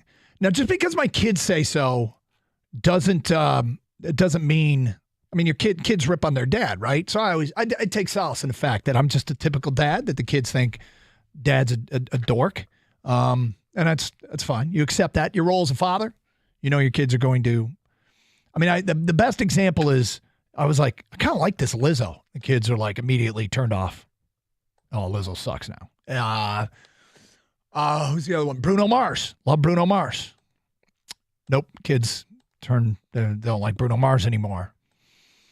Anyway, so no big deal. You know, not the end of the world. But then when Kang said, your selfie game's terrible. And then Jansen says he thinks my selfie game makes him laugh and he doesn't think that's an insult. And I'm like, dude, you, I don't think you really like my selfies. And he's like, no, I love them. I laugh every time. And I'm like, is that a compliment? So I tweeted out a selfie because I'm bad at it. And there has been somebody called and said I look like a drug dealer, but you can check it out at Doug and Gator 971. But I've asked for people to tweet back their selfies and having as much interaction as I can. Todd, the fuel guy, obviously getting some work done. And Drew, it looks like a backyard photo. I do appreciate all of these selfies that you guys are sending, and now I get to see what some of you look like. So 248-539-9797, the phone number. But I'm sorry, tweet me at Doug and Gator 971 your selfies in response to the one that I sent out today. Okay, so we're still taking your Troy Weaver. You know, he talked about a home run, that he likes to swing for the fences, and he wants a home run move. The question is, you know, what is he talking about if he's not talking about Zion? And clearly, if you're the GM of an NBA franchise, you're looking at all kinds of options. So what could be the home run move, the swing for the fences move, which fits his modus operandi? Like, this is what he loves to do, is take former high draft picks and, you know, turn them into reclamation projects in Detroit. I came up with a few ideas. I think it might be trade for Jaylen Brown. I think it could be move up in the draft to take Brandon Miller or Scoot Henderson. I think Amani Bates is already, in some ways, a Troy Weaver special. A guy that he didn't go at the top of the draft, but at one point was considered to be a high draft pick. That's a swing for the fences kind of move because, you know, is it getting that kid with that skill set that was so critically acclaimed not that long ago, getting him in the right environment with the right coach and the right people around him where he could really, really shine. I think that could be the move. Could be sign Draymond, but what do you think is the big swing? Another one here. When I hear Weaver speak, it sounds like he has no clear direction. He's just throwing stuff at the wall and see what sticks. We desperately need wings. Please draft Asur or Cam and be done with it. Well, this goes back to when I was a big fan of Troy Weaver when he was assistant GM at Oklahoma for Sam Presti. And it's because Oklahoma City is not an NBA non-exotic locale, which isn't going to naturally draw free agents. But they've managed to win, and they've managed to compete, and they've managed to draft well. And because of that, I thought, all right, you want somebody that knows how to win given these circumstances. And if you can get Sam Presti, get him. But if not, who's his right-hand man? It was Troy Weaver. I mean, I don't expect you to remember everything I said 4 or 5 years ago, but at the time, I made the comment, you won't be blown away by his press conferences. You won't be blown away by his, you know, he's not going to talk a great game. It's about substance, though. It's about steak, not sizzle, right? And Troy Weaver, you know, what I'm hoping is bringing the substance, because he's not bringing the style. So this person who interprets it as, when I hear him speak, it sounds like he has no clear direction. I'm not mad at you.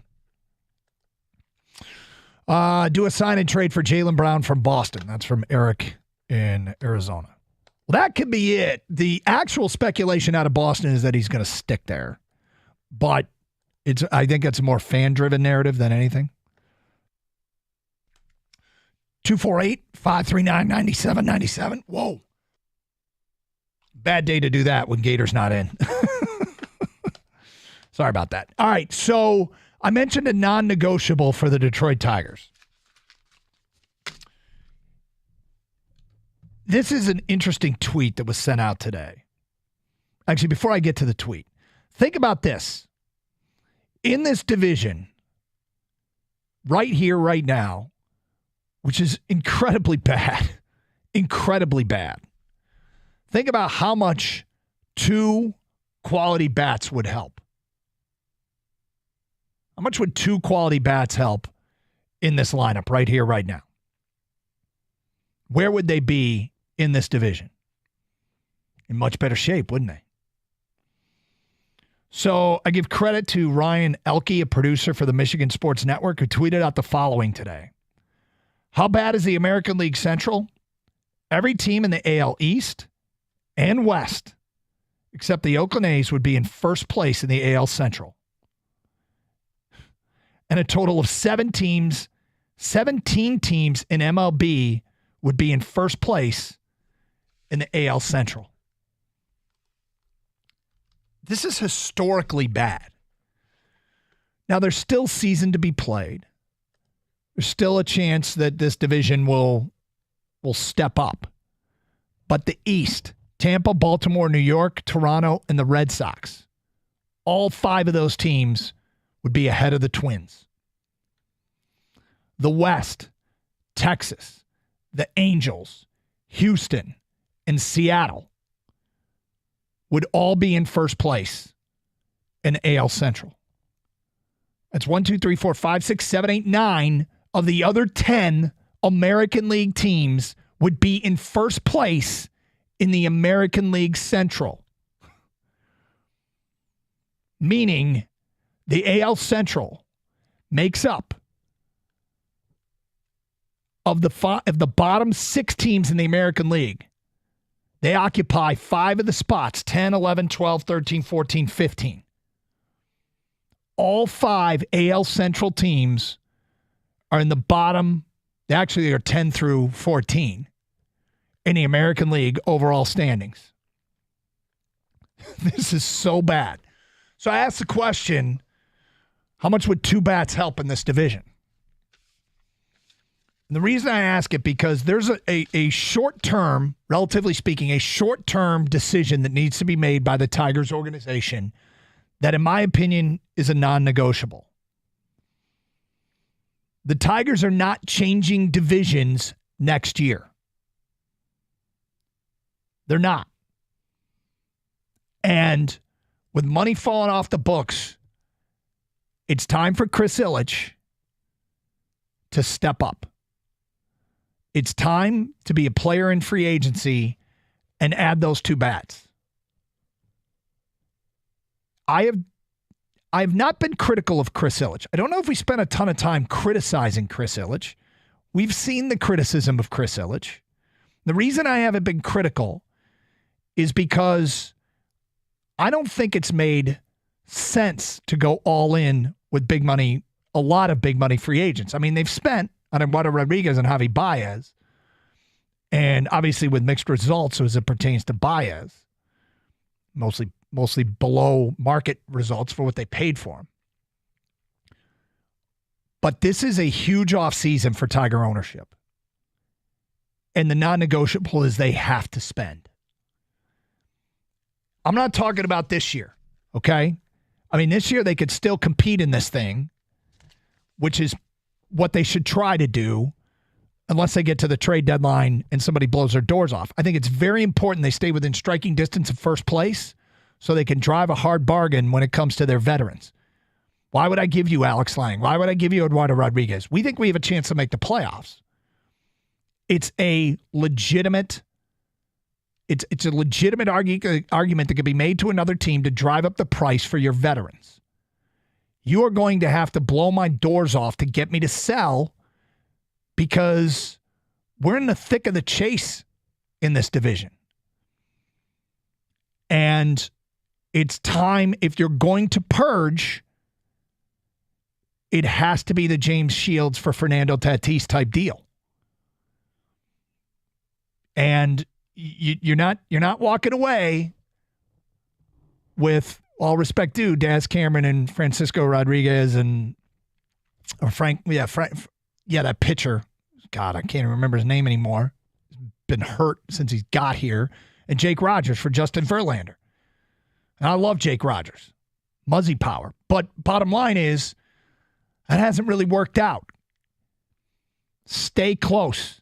Stay close so you can drive up the price and negotiate from a position of strength at the trade deadline.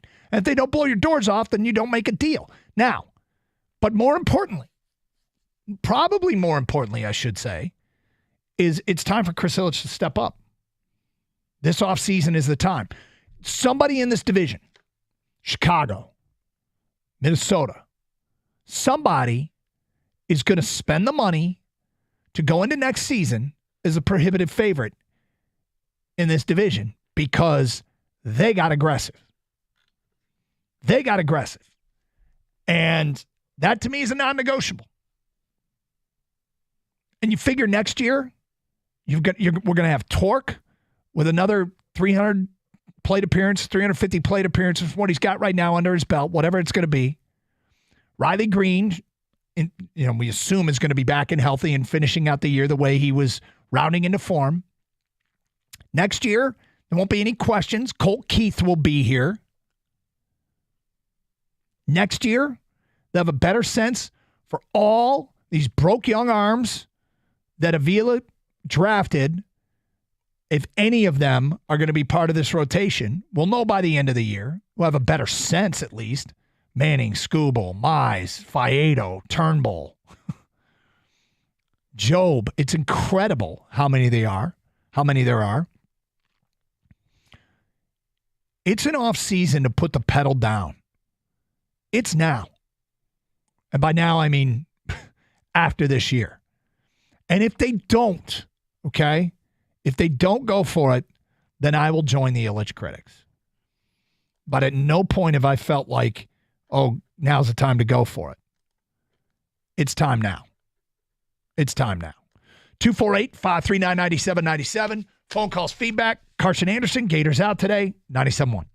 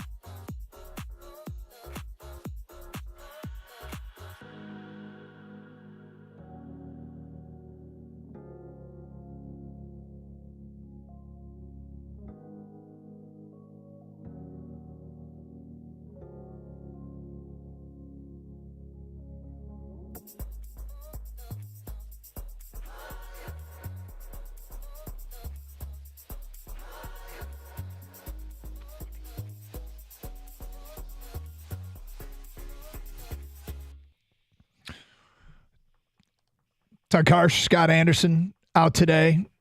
Great to be with you here on a Wednesday in Detroit. NBA draft is tomorrow. We're talking about primarily two things. One is about the draft and the Troy Weaver comment from yesterday that he swings for the fences. He's trying to hit home runs. He's not trying to hit bloop singles. And I think everybody's mind immediately went to, ooh, they're going after Zion. I don't know that they're going after Zion. And I think it's probable that he's looking at multiple home run type moves. What could they be? Move up in the draft? Is there a free agent out there that you think he might be able to actually target and get? Is there a trade, a tradable commodity you think he might be able to go after and get? Is it a draft day move? Is it going after Scoot or Brandon Miller? Is it the type of draft prospect that has just tremendous upside but holes in their game that keeps them from being a top 2-3 pick? People speculated it's Cam Whitmore or Sir Thompson. I threw out there maybe it's Amani Bates late in the first round, or they move back into the first round and take him, or try and get him with the first pick of the second round, which actually that's a move that reeks of a different type of Troy Weaver move. It'd be right out of his playbook. A guy who's lost a little stock that you're going to go after and hope that when you repurpose him in Detroit, that maybe he comes into his own and flourishes here. And I kind of understand why they do it. Marvin Bagley's only 24 years old. I mean, R.J. Hampton, 22 years old. James Wiseman, 22 years old. Those guys are still early in their careers. And you look at, players that the Pistons once had, like Chris Middleton, for example. You have them early in their careers and then they go somewhere else and they flourish just because the natural progression, they get better and better. And the next thing you know, they're valuable pieces on a championship team. And you never saw it coming because you didn't see their best years in Detroit. Bruce Brown was a big part of the Nuggets. So maybe those guys can be big parts of a Detroit team that turns it around. But, like I said, Amani Bates fits the bill. Regarding feedback coming in, because I mentioned Jaime Jaquez in the second round, Scott says, I was a huge fan of UCLA product over the past 3 years. Those guys have defense drilled into their heads. Yeah, they do. That's one thing to like. I thought Ben Cronin's offense at UCLA was terrible. I didn't like it at all. But it forced guys like Jaquez to take contested shots all the time, and he made them. 248-539-9797. Let's get back to your open line calls and feedback. Also talking about the Tigers. And I said, look, we could sit here and talk about this year, and it's cool that they're at least maintaining a degree of interest because how pathetic the division is. And I read the tweet earlier of an amazing observation that there are 15 teams in the American League. All 5 teams in the East and 4 or 5 teams in the West would all be in first place in the American League Central. Every other American League team minus the Oakland Athletics would be in first place in the American League Central. And 8 National League teams would be in first place in the American League Central. 17 teams. Meaning the Twins right now in first place have the 18th best record in Major League Baseball. But that American League, the imbalance of the American League is, it's eye-opening.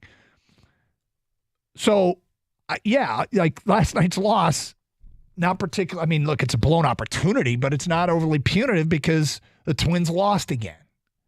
Now, Cleveland won, but you've got to, that's where they are. Now, I don't think, I've said I'm pretty skeptical that they're going to draw me back in.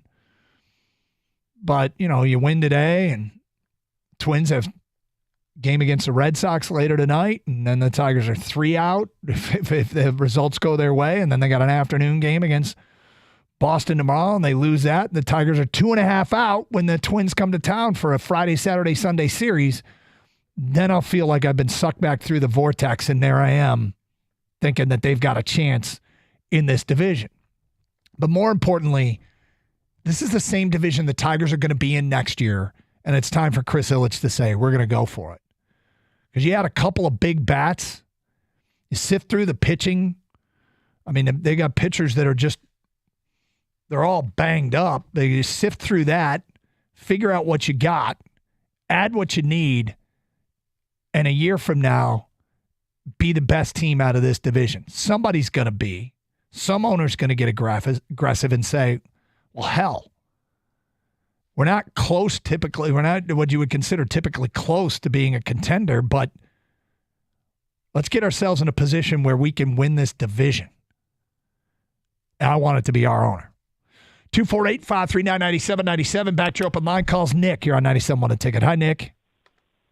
Hey, what's going on? I'm back after yesterday. God, I watched that game yesterday. I finally was like, you know what? I'm sick of being crucified for not believing in this team. So Mike put out a parlay yesterday. It was like 550, where like the Tigers win by 2 runs and the Red Sox win by 2 runs. The Red Sox did their job, then I'll just let that go. But the thing I wanted to talk about was I think you might be reaching a little bit. Like if you say I'm not trading Alex Lange unless it's like the James Shield for Fernando Tatis. Well, you're not going to get you're not getting out. I mean, that's not. I'm not saying, but that's like that's too. What's the word? Ambitious, like way too. If that's it, like I'm not. Now here's the thing. I'm not saying trade Alex Lange for Kevin Biggio. I don't want that guy. But like, you got to be like, come back down to earth. Like, come on. But that's. I think it's got to be somebody. If he's going to trade him, it has to be somebody who Scott Harris wants, who he likes. Remember, he got John Henry Malloy for Joe Jimenez, who is a career nothing burger. I think he's like a career negative .7 WAR reliever, which really pissed off Braves fans apparently. But the point is, he will get the players that he wants if they are there. Now, I don't think he's going to get a Tatis or a Bregman, but I'm not saying you can't do that. So, but the other thing I wanted to talk about was I do agree that with the whole, with Cabrera's salary coming off the books and assuming, that Erod either opts out or you trade him, that's at least, and Scope's contract is up after this year. That's like what, almost $50 million worth of payroll or something? Am I close there? It's a lot of money, yes.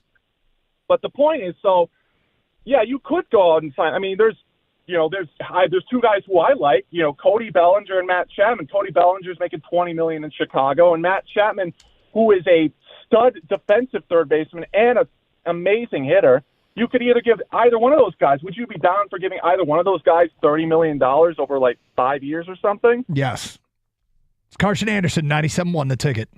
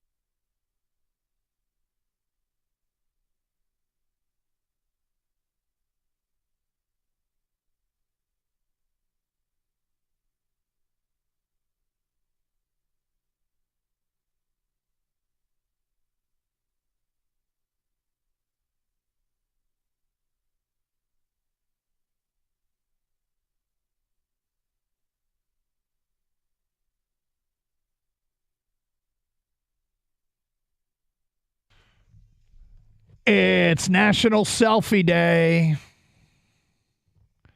And people are sending me selfies. We just got one here from Adam, who's at work in Central California. I'm a farm manager, and that is our equipment yard and almond trees in the background. Love the show, listen every single day. Diehard Lions fan. Can't wait for this upcoming season. I got to tell you, I would not mess with Adam. I love seeing the pictures of the listeners. Adam looks like he would he'd break you in half. You could. He's got a little bit of Blues Brothers Belushi if he were working apparently a farm on a farm. Love it, Adam. Thank you. And listeners are tweeting us their selfies. You can see mine at Dungator971 on National Selfie Day. 248-539-9797. Got two big conversations going today. One is about the Pistons draft and that quote from Troy Weaver about how he believes in home runs. He believes in, taking big swings. If it's not Zion, what is he talking about? Zion would qualify, but I'm sure he's thinking about more than one big swing. So what do you think that big swing is? And we're getting a bunch of those coming in to the Carson Anderson inbox and phone calls. And the other thing is this Tiger team. Look, the division, it's incredible how bad it is. And the Tigers aren't particularly good, but, their job is to get to the top of this mountain, and this mountain isn't particularly high. Beyond that, if they go to the playoffs and get drilled, so be it. I won't be mad at them for doing that. So, and I think a playoff team, no matter how bad they are, a playoff team is more inclined to attract free agents. And in fact, a team that's close you could convince a guy, look, we'll go to the playoffs if we sign you. If they had two big bats or a real quality arm or manage to convince Eduardo Rodriguez to stay or whatever, you could really make a splash. It's time for, in my opinion, this offseason will be the first time that, in my opinion, others disagree with this, and that's fine. But for me, this will be the first time where I'll be like, all right, Chris, let's go. Put the pedal down. Let's go into next season at the prohibitive favorite in this bad division. It's going to be the same division next year. And next year, there'll be less debate about Cole Keith. He'll probably be here. We'll have a better sense. I expect Torque to be more of a contributor 1 year from now. Riley Green 1 year from now. Add a couple big bats. Start to put together a respectable lineup. Start putting people in positions where they're more likely to succeed. And by that, you really can platoon players that right now should be platooned and bat them in the order where they belong. Like Nick Maton, like Akil Baddoo, like Eric Haas, like Zach McKinstry. You're not going to keep all those guys, but you figure out which ones you can, and then you can use them where they're more likely to be successful. It really helps everybody just by adding a couple of everyday players that are good. All right, so I mentioned earlier in the show, there's a player in this NBA draft that to me is the Jack Campbell of this draft. What I mean by that is I personally have locked in on him, and I would, quote, overdraft him. What do I mean by that? I would take him at 5. The way I would have taken Jack Campbell at 18, and the Lions stunned me and did. But it's just a guy that I think is a perfect fit for here. And then today, an NBA insider, in talking about him, really made a case for him. This is Jay Billis on ESPN this morning talking about the draft. Who's the guy outside of the top 3 who's worth getting that you think might be better than advertised? Here's what Jay Billis said.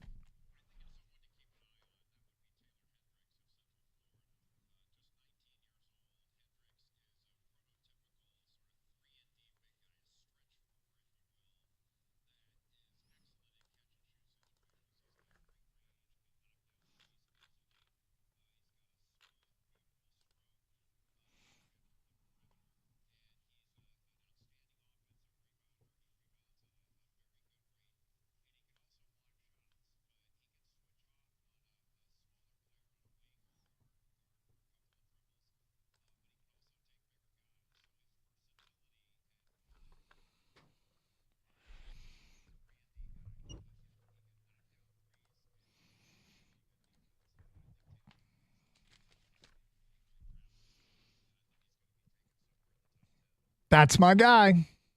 That's my guy. Now, if it's even better if they move back, get future draft capital and Taylor Hendricks. But barring a trade and a guarantee, I just probably wouldn't even pass on him. If they don't get out of the spot at 5 and they're forced to pick, you have to pick somebody, I'd take Taylor Hendricks. And it's his ability to defend, as you heard Jay Billis say, all 5 spots, good in the pick and roll defense. He blocks shots near the rim, a skill set that I think is underrated or doesn't get talked about as much is the ability to get off the ground quickly, explosive leaper. I think of if you're looking for a local example of what that was Chris Webber back in the day.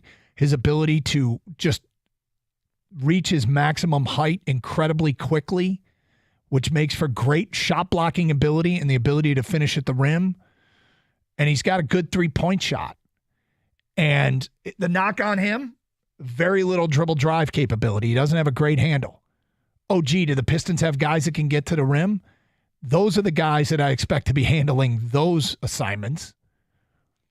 And, I sort of envision this as a Bojan type player, spot up shooter that can knock down threes and defend all 5 positions. And look, why isn't he getting more hype? I guess I was reading a little bit about him today, and we'll get into it a little bit later on. He doesn't get a ton of hype. He doesn't get the love that a lot of guys around 5 get. But bottom line here is that's the player I've wanted for quite some time. And, if they go Cam Whitmore, I see the appeal of Cam Whitmore. I see the appeal of Asur Thompson. In terms of just upside, those are more home runs. Okay? I feel like it doesn't have a ton of sizzle. It doesn't create it. It doesn't sell tickets. But when you start talking about building a basketball team and where a guy fits, I think he's the puzzle piece that one of the puzzle pieces that's missing. Another puzzle piece that's missing is just a veteran, a really, really good veteran, especially if Bojan's not part of this team. So 248-539-9797. To me, I've described him as the Jack Campbell. In my view, he's the Jack Campbell of this draft. A player that I may overvalue, and I'm willing to believe that that's possibly true. But all right, I'm just trying to figure out what this tweet means. The Lions have tweeted out, "You guys got to see it," and it's a short video of it looks like players walking into a studio, looking at something and reacting. I can't hear it because I'm on the air. But I wouldn't be surprised if we get the new helmet reveal during this show. So when we do, we will tweet out the new alternate helmet. I'm going to try and get these guys' reactions. Who do we got here? We got Dan Campbell reacting. Aiden Hutchinson reacting. It looks like Amon-Ra reacting. All right. Lions helmet reveal coming today. Mike says it's at noon. Okay, noon. Noon for the helmet reveal. 248-539-9797. It's Carson Anderson. Phone calls, feedback coming up. 97.1 The Ticket.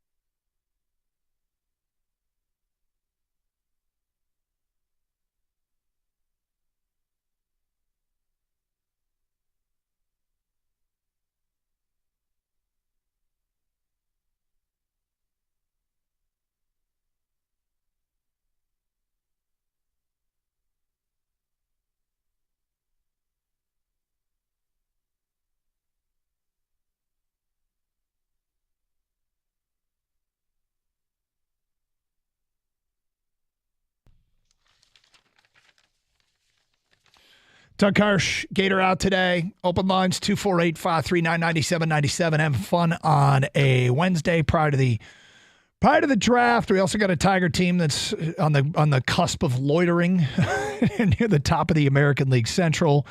We shall see if they can break through, get a win this afternoon against Kansas City, maybe a couple more Boston wins over the Twins, and maybe, just maybe MJM, the Twins come to town only 2.5 in front of Detroit.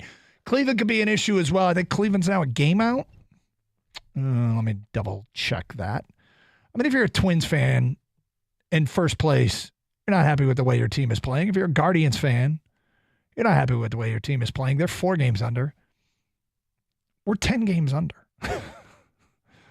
And still only 4 games out. You know, it's funny. Last night they put the mic on Spencer Torkelson in what turned out to be like the shortest half inning of the game, which was kind of amusing because Shep and Cameron Maben didn't have time to ask very many questions. I think they got 3 questions off and the inning was over. But, you know, one of the questions was, hey, you guys are near the top of the division. He's like, look, man, we get the chance to – you could tell that because of that, they're dialed in day to day.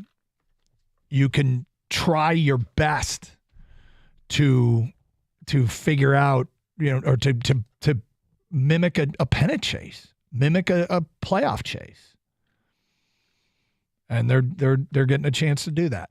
We expect a Lions helmet reveal, alternate helmet reveal. We're going to see if we can put that sound in the system of Sun God and the Robo Rusher and Coach Campbell all reacting to seeing it for the first time. 248-539-9797. Let's go to Kevin. You're next here on 97.1. Hi, Kevin. Hey, guys. I was just curious your opinion. You know, college, you have the spectrum of Oregon, who's got so many alternate helmets and uniforms, and Michigan, who has very few. Why do you think the NFL hasn't embraced having more helmet options, more uniform options? Why isn't that part of the lexicon of the NFL branding? So the NFL is very, like, everything moves at a snail's pace. We know that the Lions are going to introduce a new uniform in 2024, and I'm always like, why can't they introduce it, you know, this coming Thursday night game against Kansas City, right? They move very, very slow. They're very old school. You have to apply. You have to get it approved. You know, so is that part of the NFL? Like, being an owner, you have to go through the NFL in order to do that. You couldn't do that on your own. No, you can't. You have to get everything approved by the league. So I don't know why, Kevin. I mean, the colleges, there's really no governing body. You know, you have the right to, I guess, express yourself in any way you want without being. I think there were 13. I just did a quick search. There were 13 alternate helmets introduced last year, and you can have a second alternate helmet. So appreciate the insight. Thanks. Yep. No, thank you. Why is it that way in the NFL? I'm not really particularly sure what the answer is. Other than it just is that way, and. You know, I find it amusing. Yeah, we're going to have new uniforms in 2024. Well, this isn't like the Da Vinci Code. It doesn't take a whole lot of time to get a graphic artist to throw together a design and put it out there. It's pretty simple. And you come with your design, as long as you're not doing anything, you know, with a rude gesture on it. On your helmet, like, here's our new alternate helmet. It's the finger. Like, okay, right? I mean, I could see the league should have some say, but I do think it's just a glacial pace that the NFL operates at. All right, here's some feedback coming in. The Tigers lost, but so did Cleveland and Minnesota. What a joke of a division. Well, it is. Yeah. Yeah, I gave a stat earlier. How incredibly bad it is. I mean, there's only one other team in the American League that wouldn't be in first place in this division. Cleveland did win, though. Next text. If only we drafted Jalen Green, he could play with Scoot Henderson or Brandon Miller. Cade was the wrong choice at number 1. Well, let me stop you right there. Because the Pistons are going to get Scoot or Brandon Miller at 5? I mean, what difference does it make that Jalen Green can play with Scoot Henderson or Brandon Miller? We got boned in the draft lottery, lost access to most likely Scoot Henderson and Brandon Miller. So who cares if Jalen Green could play with them? Like, this is the most irrelevant thing ever. Oh, great. Great. Jalen Green would play well with Scoot Henderson or Brandon Miller, which I debate even whether or not this is the wrong pick. But you're citing completely irrelevant data as to why they should have drafted Jalen Green. Are they getting Scoot Henderson or Brandon Miller at 5? Dennis in Westland. Doug, that was a nice piece on your thoughts on the Tigers. You nailed it. Enjoying the show. Oh, thank you. Look, I've held off, they had a lot of cleaning house to do. Scott Harris, the first thing that Ilitch needed to do was move on from a general manager who so little of what he tried to do worked. Was willing to give it a chance, but is becoming abundantly clear that it wasn't going to work under Al Avila. So, what did they do? They moved on. So bring in the next guy. The next guy is just started. But it's time for this offseason. Feels like the door is open in this division to bring a respectable product to the table. And we're not even talking about, you could be a team that's slightly above 500 and an overwhelming favorite in this division.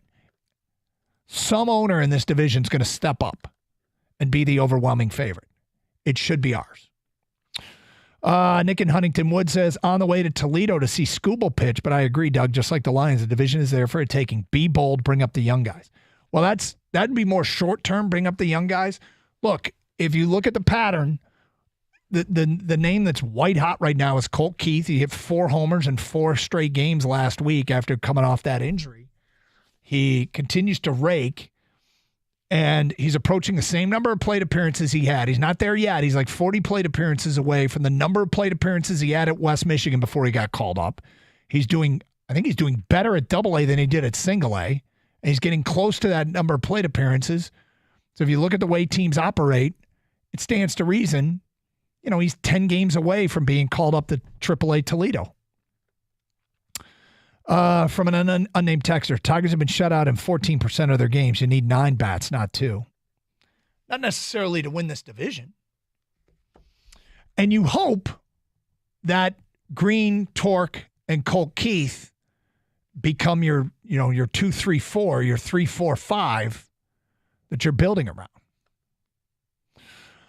Doug in Rochester, the reason I don't follow the Tigers is because they haven't tried to bring in quality bats. C.J. Cron, Cam Maben, Robbie Grossman, Jordy Mercer, Maton, Vierling, McKinstry, all sub-250 guys.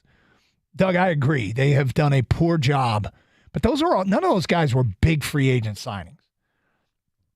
I want to see Chris Ilitch make a bold move. Take the Miggy money and go make a bold move. Regarding Weaver, I don't think Weaver's home run comment was regarding a single deal he's currently working on. I think he was just sharing his philosophy. That's also possible. I don't want to dismiss that. That is absolutely possible. Jared in Toledo, 10 minutes ago, Lions released another helmet tease video. Yeah, St. Brown, Hutchinson, and Campbell all talking about it. Thank you, Jared. Yes, we saw that. And do we have the sound, Greg, or we'll have it on the other side of the break? You can hear what St. Brown, Hutch, and Campbell had to say the first time they saw the new helmet. Mike writes in, Doug, you will never criticize Chris Ilitch. You and Gator kiss ownership's ass in this town. Okay, sure. But I mean, if you think so, I don't, whatever. I would say this. Haven't necessarily defended him. I understand people's frustrations. I also understand why they haven't made a big move. Chris Ilitch, now's the opportunity. And yeah, I want to see it. And I'll be highly disappointed if they don't. But, I mean, look, we have been critical of ownership in the past, and if you either didn't hear it or chose not to pay attention, it's fine. 248-539-9797.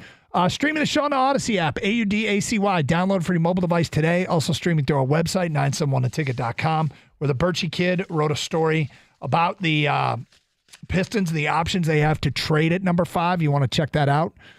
You can also stream the show video, twitch.tv. Search up 971 The Ticket. You can comment in the streaming chat there. And you can stream on YouTube.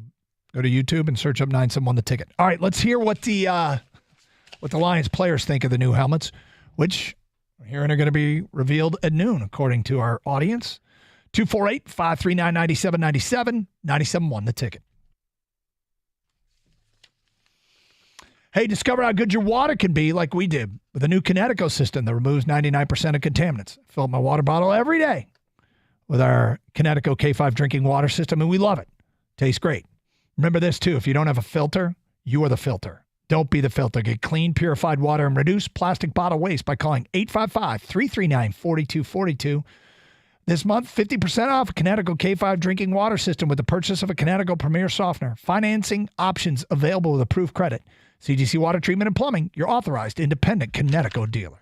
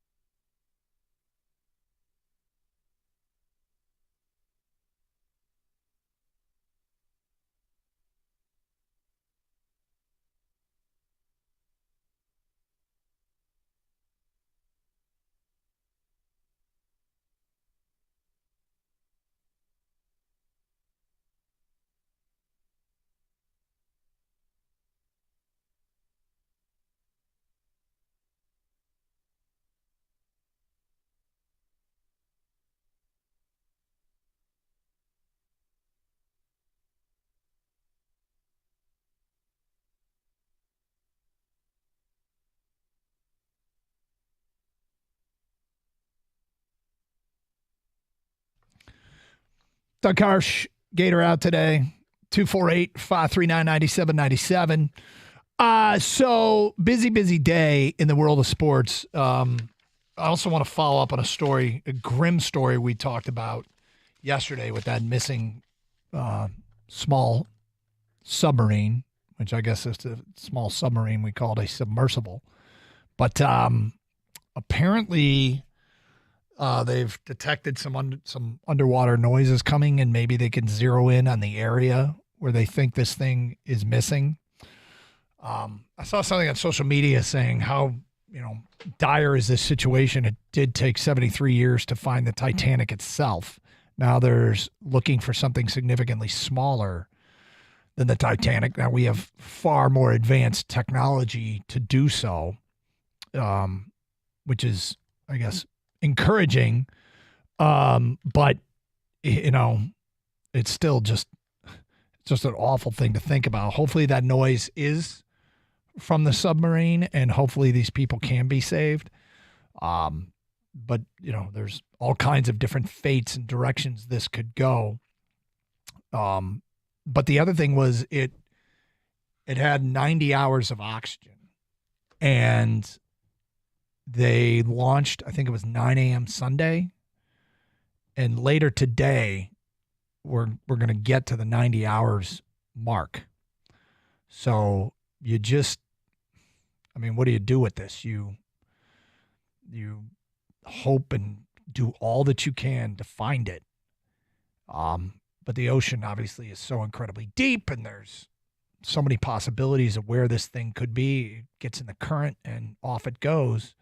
If it lost power, it has the ability to rise to the surface if something goes wrong. So you just hope that it is floating on the surface and they can get air and oxygen. I mean, it would seem to me like an incredible design flaw if they actually built this thing and they built it with the ability to float on the surface, but not have an emergency access to oxygen. And because it could be, the ocean being so vast, even under the best of circumstances, one would think it would be difficult to find something floating on an ocean surface. Could take a long time. You would have to think they'd be able to let oxygen in there. But I haven't done enough reading on this topic to see. But the latest was that there was some noise. They did have some noise, and they're hearing, and maybe, just maybe, there's reason to hope, or at least focus the area of the search, because we're getting close to the 90-hour mark. So we shall see. All right, we have shifting gears. We do have sound here. This is the Lions tweet this hour of Amon-Ra St. Brown. I think you hear Amon-Ra St. Brown, you hear Hutch, and you hear Dan Campbell.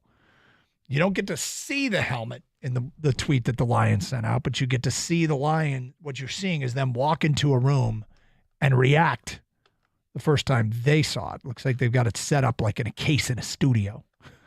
Some dark, dramatic lighting. And here's what it sounded like.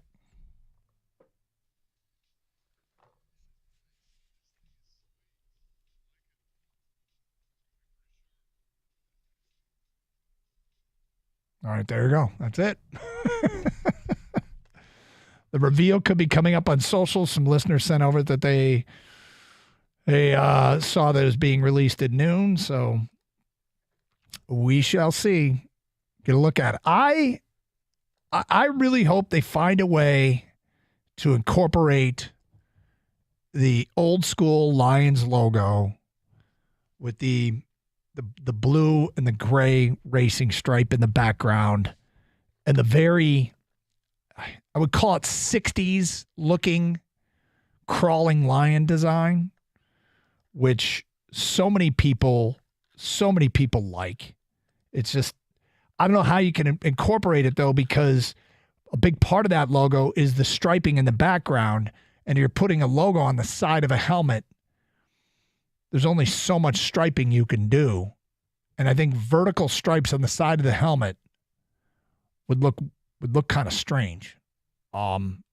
Now, straight down the middle of the helmet, we're all used to or accustomed to, and maybe they'll break new ground and maybe it'll be something else. So I'd like to see either that incorporated, or the other thing that I'm a huge fan of is a white helmet. Wouldn't mind seeing a white helmet. Now, the speculation by many people is, given that the Lions tweeted out the picture of a 70s era Ford Mustang bumper with a chrome bumper and a kind of an electric blue. If that's how you describe it, maybe it's not electric. I don't know.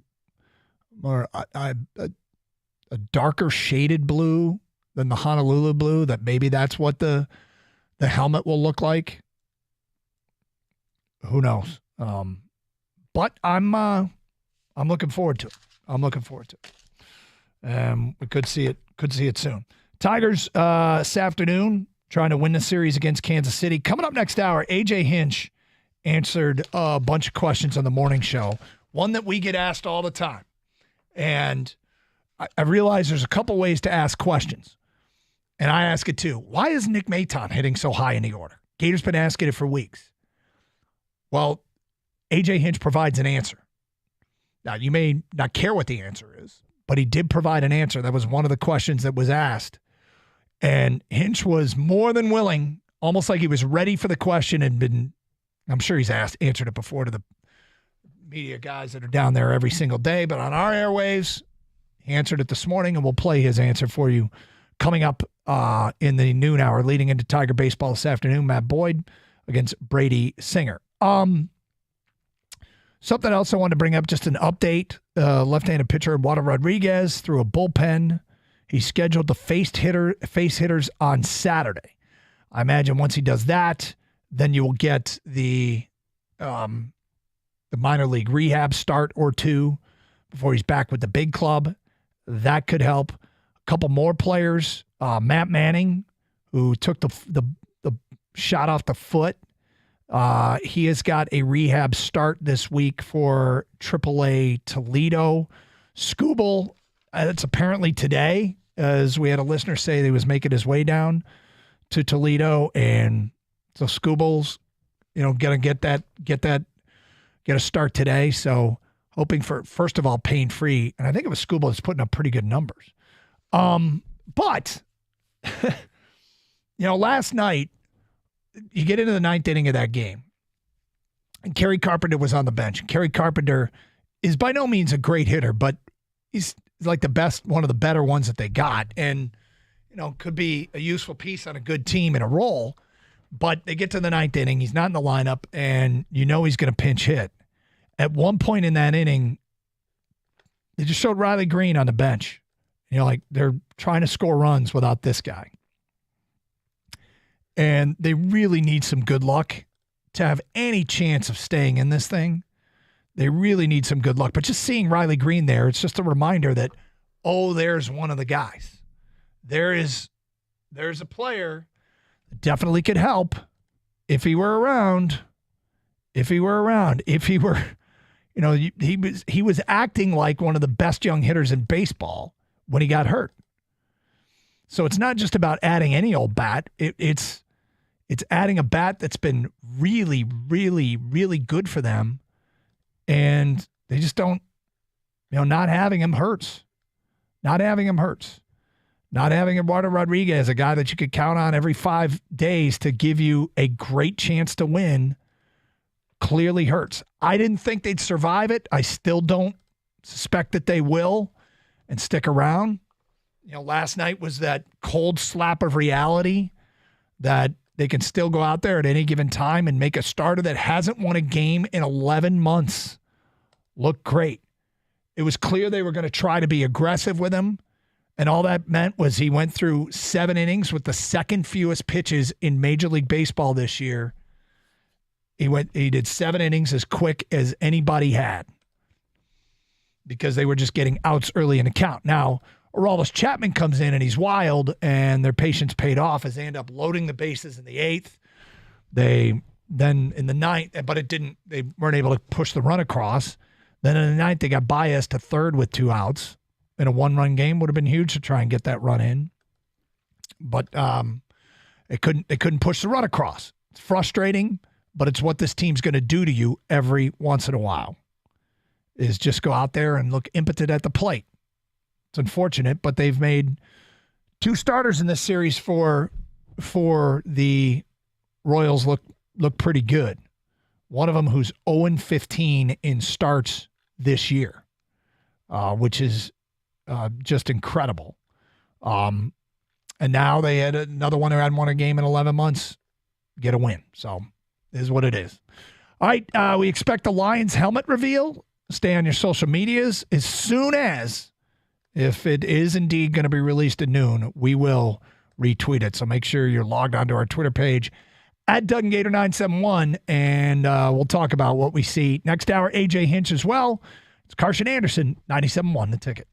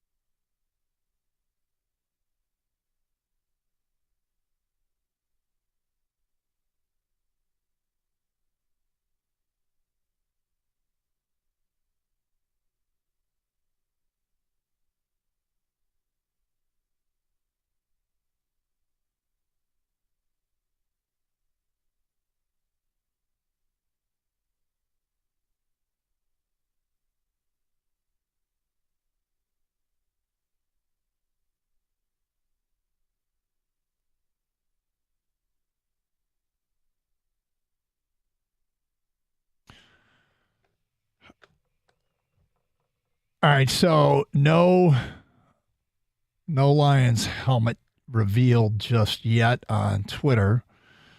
Oh, no, there it is. They have just revealed it. I'm looking at this. It's an old school Mustang pulling in, and somebody takes the keys out, and there's a helmet in the back, a typical Lions helmet. They put it down. They pull out a duffel bag. Ooh. You kind of see it in the duffel bag. They set it on top of the car. Oh, they did it. They did it. Bravo. They put the old school crawling lion on the side of it. I can't believe they did it. Wow. The helmet is a blue helmet with that, like I said, that 60s looking lion with the blue and the gray stripe behind it. You can only see the side of it. I think it looks sharp. Seeing what I could see here. Wow. If you want to see it, at DunGator971. It has been retweeted. Wow. I can't believe they did it. They put that logo that everybody loves. I think everybody loves. They put it on the side of the helmet. I mean, this stuff in the grand scheme of things, go win football games, right? Got it. This doesn't really matter. But I think it looks really, really good.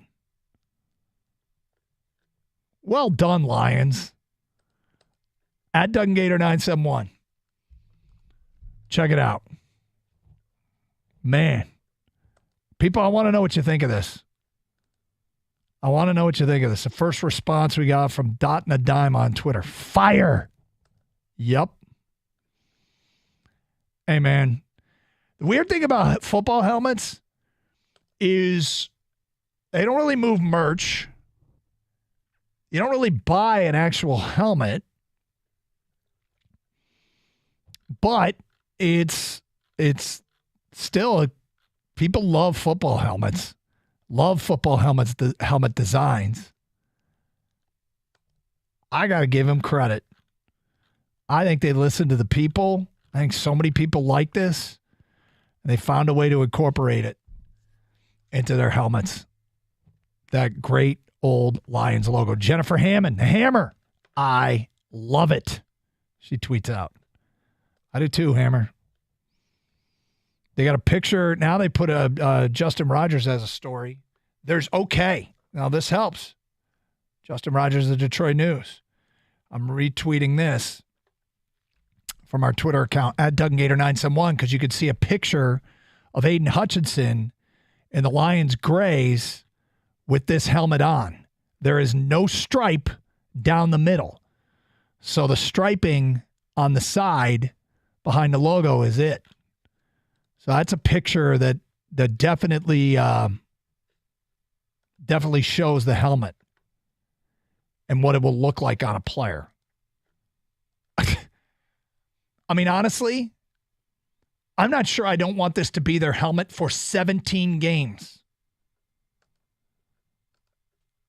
I don't want this helmet to be their helmet every single game. This is great. They got it right, in my opinion. Now, I got to be careful, right? Because this is obviously subjective. Some people might look at this and go, ugh. But, and I don't want to oversell it. I've probably done that already. But I love this. Feedback coming in. I need this on a hoodie now. Yeah, maybe they will move merch with it. You put that helmet, just put that helmet logo on a hoodie, on a T-shirt. Man, this is good. All right, go check it out at DunGator971. A couple of tweets with a couple of pictures. First of all, the video that they put out to reveal it. Secondly, the story by Justin Rogers, which shows the helmet on a player. Now, Adam Schefter's got a picture out there. So you can see the one that he put out. It's a blue helmet with the crawling lion on the side. Well done, Lions. Man, there's so much they've got right this season. Just go win football games. Just go win football games. It feels like such a new era. We got multiple pictures now retweeted. So 248-539-9797. Phone calls and feedback. What do you think?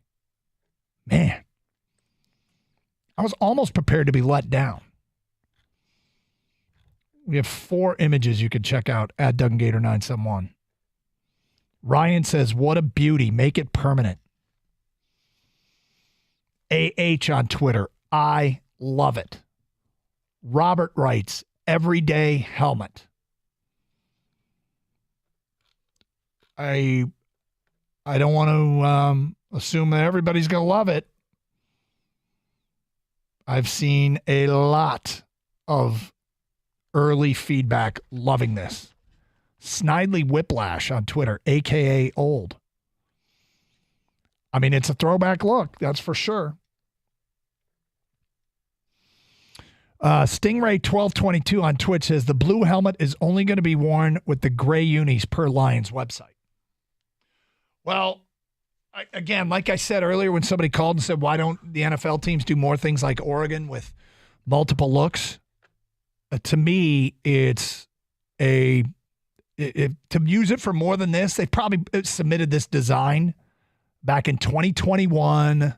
They probably have jumped through all the NFL hoops, and 2 years later they get to use it. Mock Speed on Twitch. The helmet is an absolute W.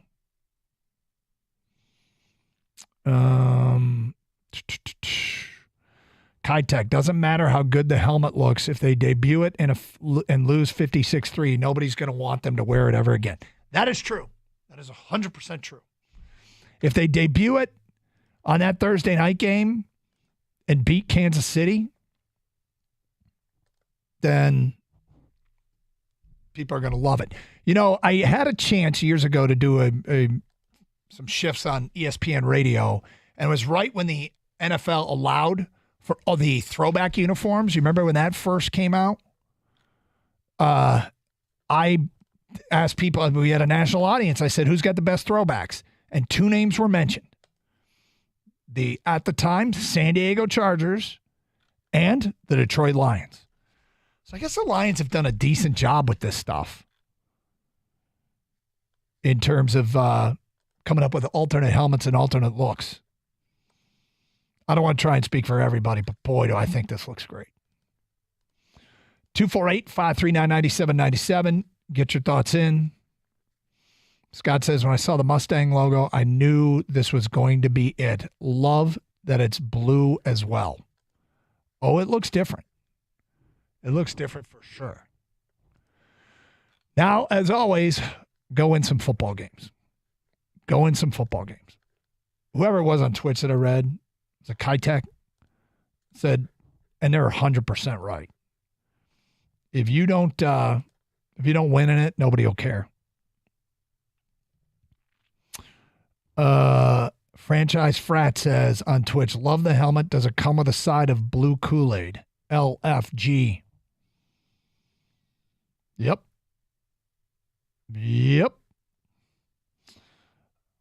Check it out for yourself. I want to know what you think of the new Lions helmet. 248-539-9797. Tweet us at DougAndGator971.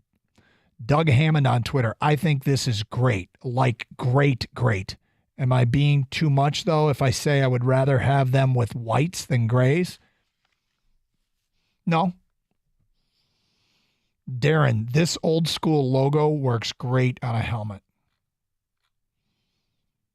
Yeah, man. Mark says, yep. If I didn't stop buying and wearing NFL gear 5 years ago, I would jump on this. Johnny, love the new helmet. Throwback and modern at the same time. Scotty Moe tweets us, this helmet is, and then the fire emoji. From I Play With Trucks on Twitter. Not even a Lions fan, but this helmet is, and he goes like 10 fire emojis. Does anybody not like it? Maybe that's a topic. This is great. Jeremy, 2 fire emojis. Fire emoji is going to get a lot of use today, isn't it? It's Carson Anderson. We'll talk some Tigers, hear what AJ Hinch has to say. We are getting your responses as well to the new Lions helmet. If you haven't seen it, at DunGator971. We've got a bunch of retweets.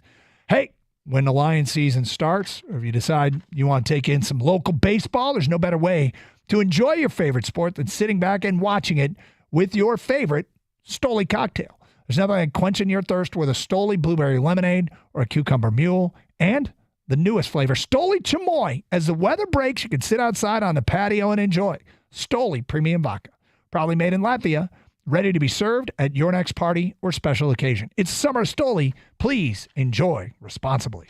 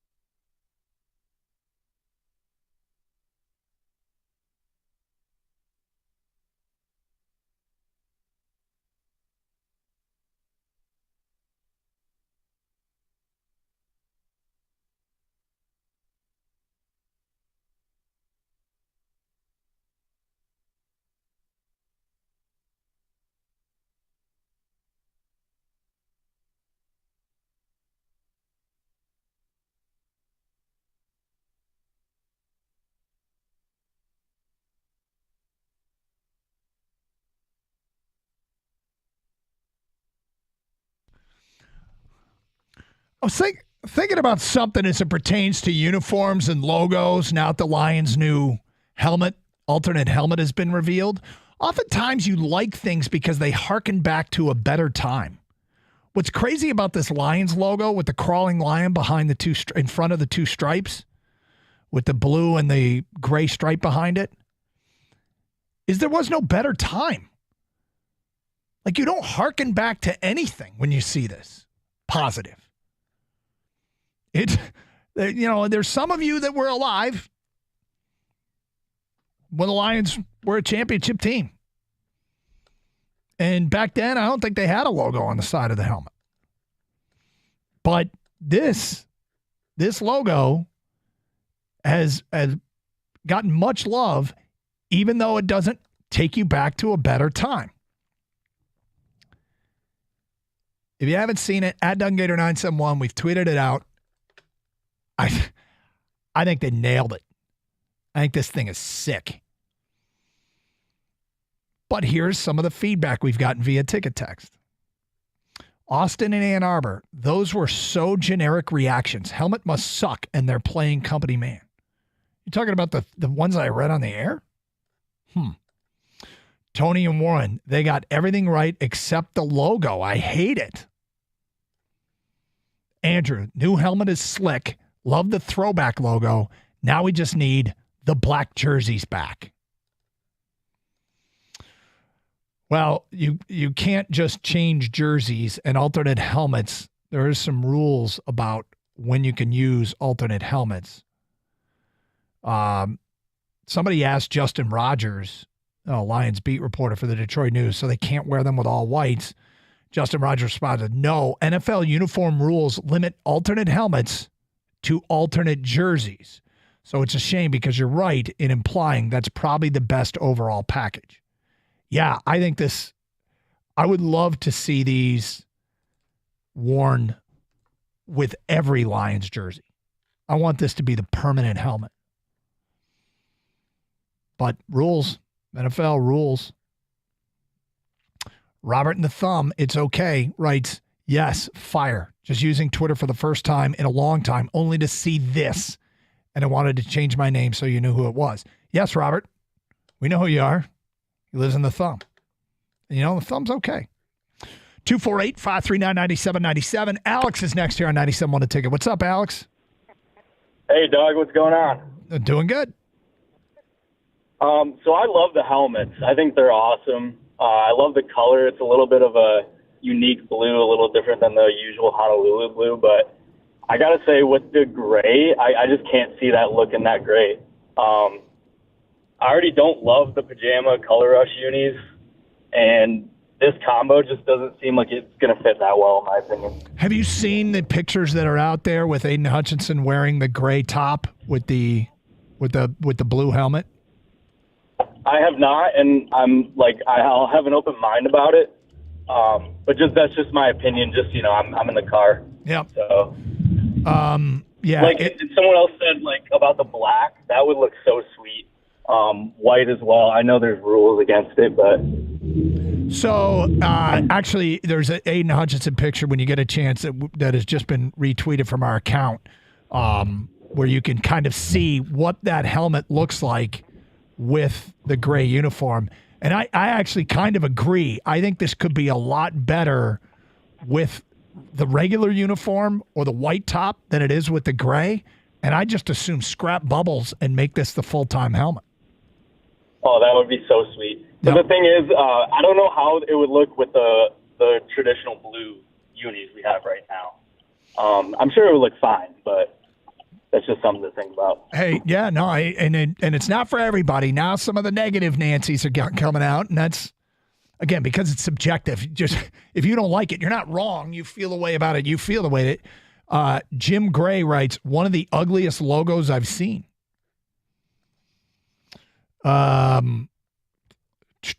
Good Lord, I hate that logo. Big thumbs down from me. Blue on blue looks terrible. It's from an unnamed texter. Another unnamed texter. That is bad as. Let's go. Bill in Canton. The new helmet is fantastic.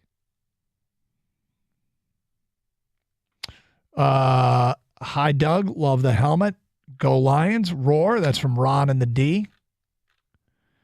Rewatch the ad. The helmet logo is on the air freshener. On the original video they released? That's kind of cool if that's the case. The video they released, the old Mustang pulls into a parking spot at Ford Field, and they turn it off. Yeah, you can kind of see it. It says 90 seasons with the crawling lion. There's a crawling, that same logo's on the side of the duffel bag they pull it out of. That logo's on the keychain. Yeah, there was some teasing in the video before they put it out. You're right about that. More feedback. That's effing dope. That's from an unnamed texter. Never winning, suckers. Give it up. That's from an unnamed texter. Not trying to hate, but what's up with the infatuation with the old Lions logo? It looks like clip art. Looks like a middle school helmet. Well, I'm trying to recognize it. It's not for everybody. Nothing's going to, you probably couldn't put out any helmet that would get 100% approval. From an unnamed texter, I think it could be better. Tom in Shelby Township, Lions helmet is awesome. Should be the every game helmet. Brad in Washington, that helmet looks boring and from the 70s. Another unnamed texter, those helmets are hideous. Absolutely awful. Instead of something cool, we go back to our depressing history. I always hated that retro logo. From Ryan, would love to see it with all black uniforms. Unnamed texter, I'm into it. The matte blue is the best part. I could take or leave the old logo. I do wish the accents and face mask were chrome. So that's the thing, right? And that's why, like, Gator loves the chrome look. I don't love the chrome look. I don't think it looks like a football helmet. I think it looks like a Battlestar Galactica Cylon. Mike says, I think the look is stupid. I don't like the blue. Blue needs to be darker, like the throwback jerseys. Here's another one, and this guy's kind of right. Have you seen the animated Pink Panther? It's the same. And then he writes, no good. See, when I think of the animated Pink Panther, I think it's great.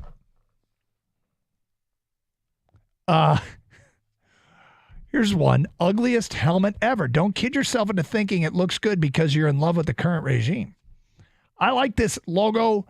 They had a banner flying in Ford Field well before this regime was in charge, and I love that logo when it was right in front of our face when we were sitting in the press box. The video, the commercial, the car, the colors are amazing, except the logo. It looks like a wimpy lion.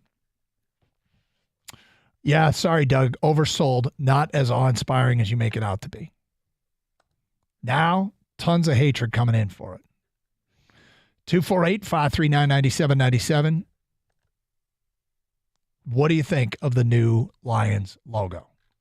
Check it out for yourself. By the way, it's National Selfie Day. I've taken a ton of selfies from listeners. We have tweeted back when we can to all the people out there. So if you want to send us your selfies, there's one of me too as well on our Twitter page @DunGator. Justin Rogers providing a ton of details from the Detroit News. Another detail from my story, the Detroit Lions will debut this alternate look at home, Week 7, Monday Night Football against the Raiders. They'll wear them again for the season finale against Minnesota. So there it is. That's where you're going to see him. I'd love to see this be the permanent helmet. Okay, straight ahead. AJ Hinch asked the question by the morning show. Why is Nick Maton still in the lineup? Why is he hitting so high in the order when he's got all these struggles? Hear what the manager of the Tigers had to say. Coming up today at 12:32 here on Carson Anderson 97.1.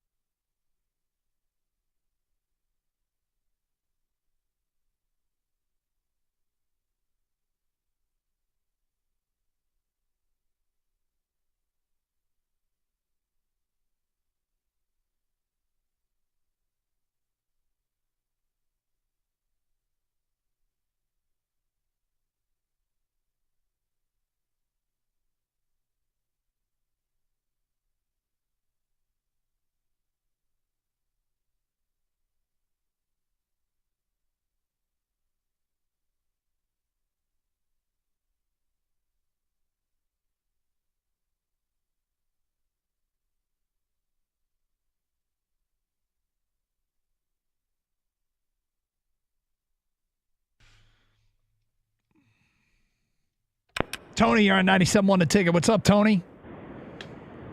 Hey, guys. Thanks for having me on. Sure. Yeah, I think I don't really like it. I was excited about it, but I'm a little meh with it. I think they're just trying to. I think that logo belongs on the sleeve of the uniform, personally. And when I'm hearing these other options like chrome or white with chrome, I mean, we should have our helmet should be chrome, is my opinion, with the oversized blue lion logo like the one we have. So I'm just kind of like, I'm not thrilled about it, but it is what it is. And I certainly don't like it with the gray uniforms. It should be with either an all blue look or all white or something. Yeah, I mean, if you're designing a helmet to go, because the only time you can wear the alternate helmet is with the alternate uniforms according to NFL rules, and the alternate uniforms are gray, and so they don't really have the option to wear them as it stands right now with their normal uniforms. I think this should be the permanent helmet because I actually do think it would look better with the rest of their other jerseys or two other jerseys. But I mean, I said at the beginning when I came out and I started gushing over it because I absolutely love it. I said, you know what, this is so subjective and people are going to have their own opinions when it comes to what looks good and what doesn't. There's certainly going to be people who don't like it. I mean, my man wanted chrome uniforms, or chrome helmets. I think chrome helmets look ridiculous, but hey, that's why to each their own. To each their own. Nobody, when it comes to this, if you don't like it, guess what? You don't like it. And I think they crushed it personally. And so do others. And then we're getting plenty of feedback both directions. But as far as I'm concerned, bravo. All right. We mentioned A.J. Hinch answering this question. That gets asked of us all the time, and Gator asks it too. Why is Nick Maton hitting cleanup? Why is he hitting where he's hitting? Why is he in the lineup at all? A.J. Hinch was ready for the question this morning on the morning show. Here's what the Tiger manager had to say.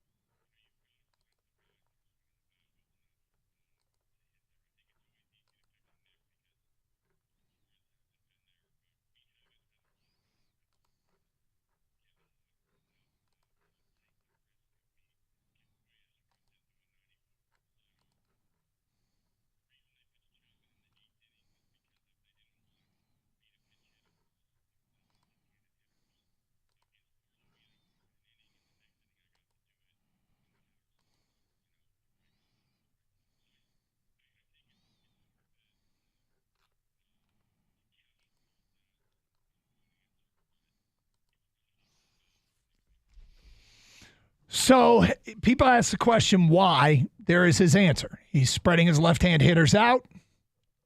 Last night, Carpenter wasn't in the lineup, but he's trying to make it tougher on the opposing manager when he has to go to his bullpen. There's more that you could imply in his answer when he was asked by the morning show, can you guys get hot and get on a roll when you get some people healthy? And you can read a little bit more into the first question and his response when you hear what he said when asked about, can you get on a roll when you get healthy? Here's A.J. Hinch on the morning show.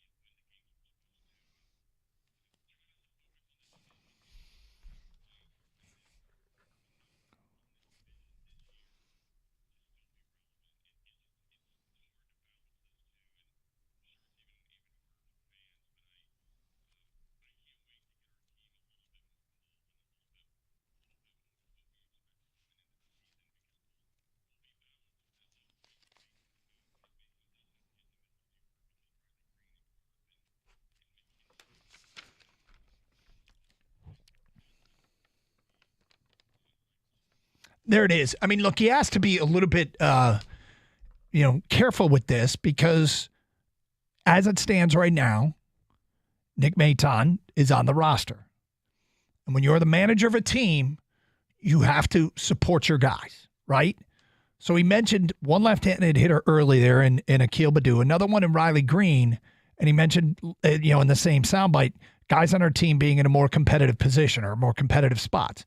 Translation, when we get all our left-handed hitters back, you might be shuffling a guy like Nick Maton out of the order or off the Tiger roster. But, he implied Baddoo, Green, left-handed bats, that he can be a little bit more balanced in the left-righty thing and drop some guys down in the order. Now, look, it might not answer, your question if you just simply want somebody out, but it does provide some insight, as he said, when it comes to lineup construction and why he does what he does. The thing is, too, it's just it's a big boy business, okay? If you're not getting the job done, eventually your time is going to come. And it's, they've got a veteran here in lieu of having somebody that they know or feel comfortable with calling up right now. They're kind of hoping that a guy returns to form. Maton doesn't have a super long track record at the big league level of being a great hitter, but he does have a track record of being better than this. Now, his first year in Philly, he got 117 at-bats. He had 256 with 2 home runs. His second year, he got 72 at-bats. He hit 250 with 5 home runs in 72 at-bats. This year, he's got 189 at-bats, okay? And he's hitting 153 with 6 home runs. They, at some point, it's when they get guys back, I imagine he'll be shuttled out of the lineup, if not off the everyday roster. But they also are kind of thinking, well, this is a veteran who's got some history of being a hitter that's 100 points better than this. And because of that, they probably are expecting a correction, thinking there will be a correction. But, maybe that helps people understand all that goes into making the decision to keep a guy or where you're going to put a guy in the lineup. Anyway, it feels like today is a bit of an important game when you are trying to instill faith in a fan base. If they win today and the Twins lose too, I mean, at that point, who knows? Maybe the first place team in the division will be the Cleveland Indians. But if you'd asked me at the beginning of the year in late June, would the Tigers potentially be playing a series for first place in the division? I would have guessed no. So we know the only reason is because the division's so brutal, but I will take it. My interest in the outcome of games is greater than I thought it would be. My interest in the Tigers isn't greater than I thought it would be. My interest was centered around getting better for the future. But I am more interested in the outcome of games than I expected I would be at this point in the season. So anyway, thanks for all your selfies today. Do appreciate it. Comment on as many of them as I could. Gator will be back tomorrow. Thanks to Greg filling in for Kang. Tiger baseball coming up. Matt Boyd going for the Detroit Tigers against Brady Singer for the Kansas City Royals. The Tigers try and get some momentum back heading into this weekend series with the Twins. So Tiger baseball straight ahead. Thanks for listening. Stay safe, everybody, and treat each other with respect. 97.1.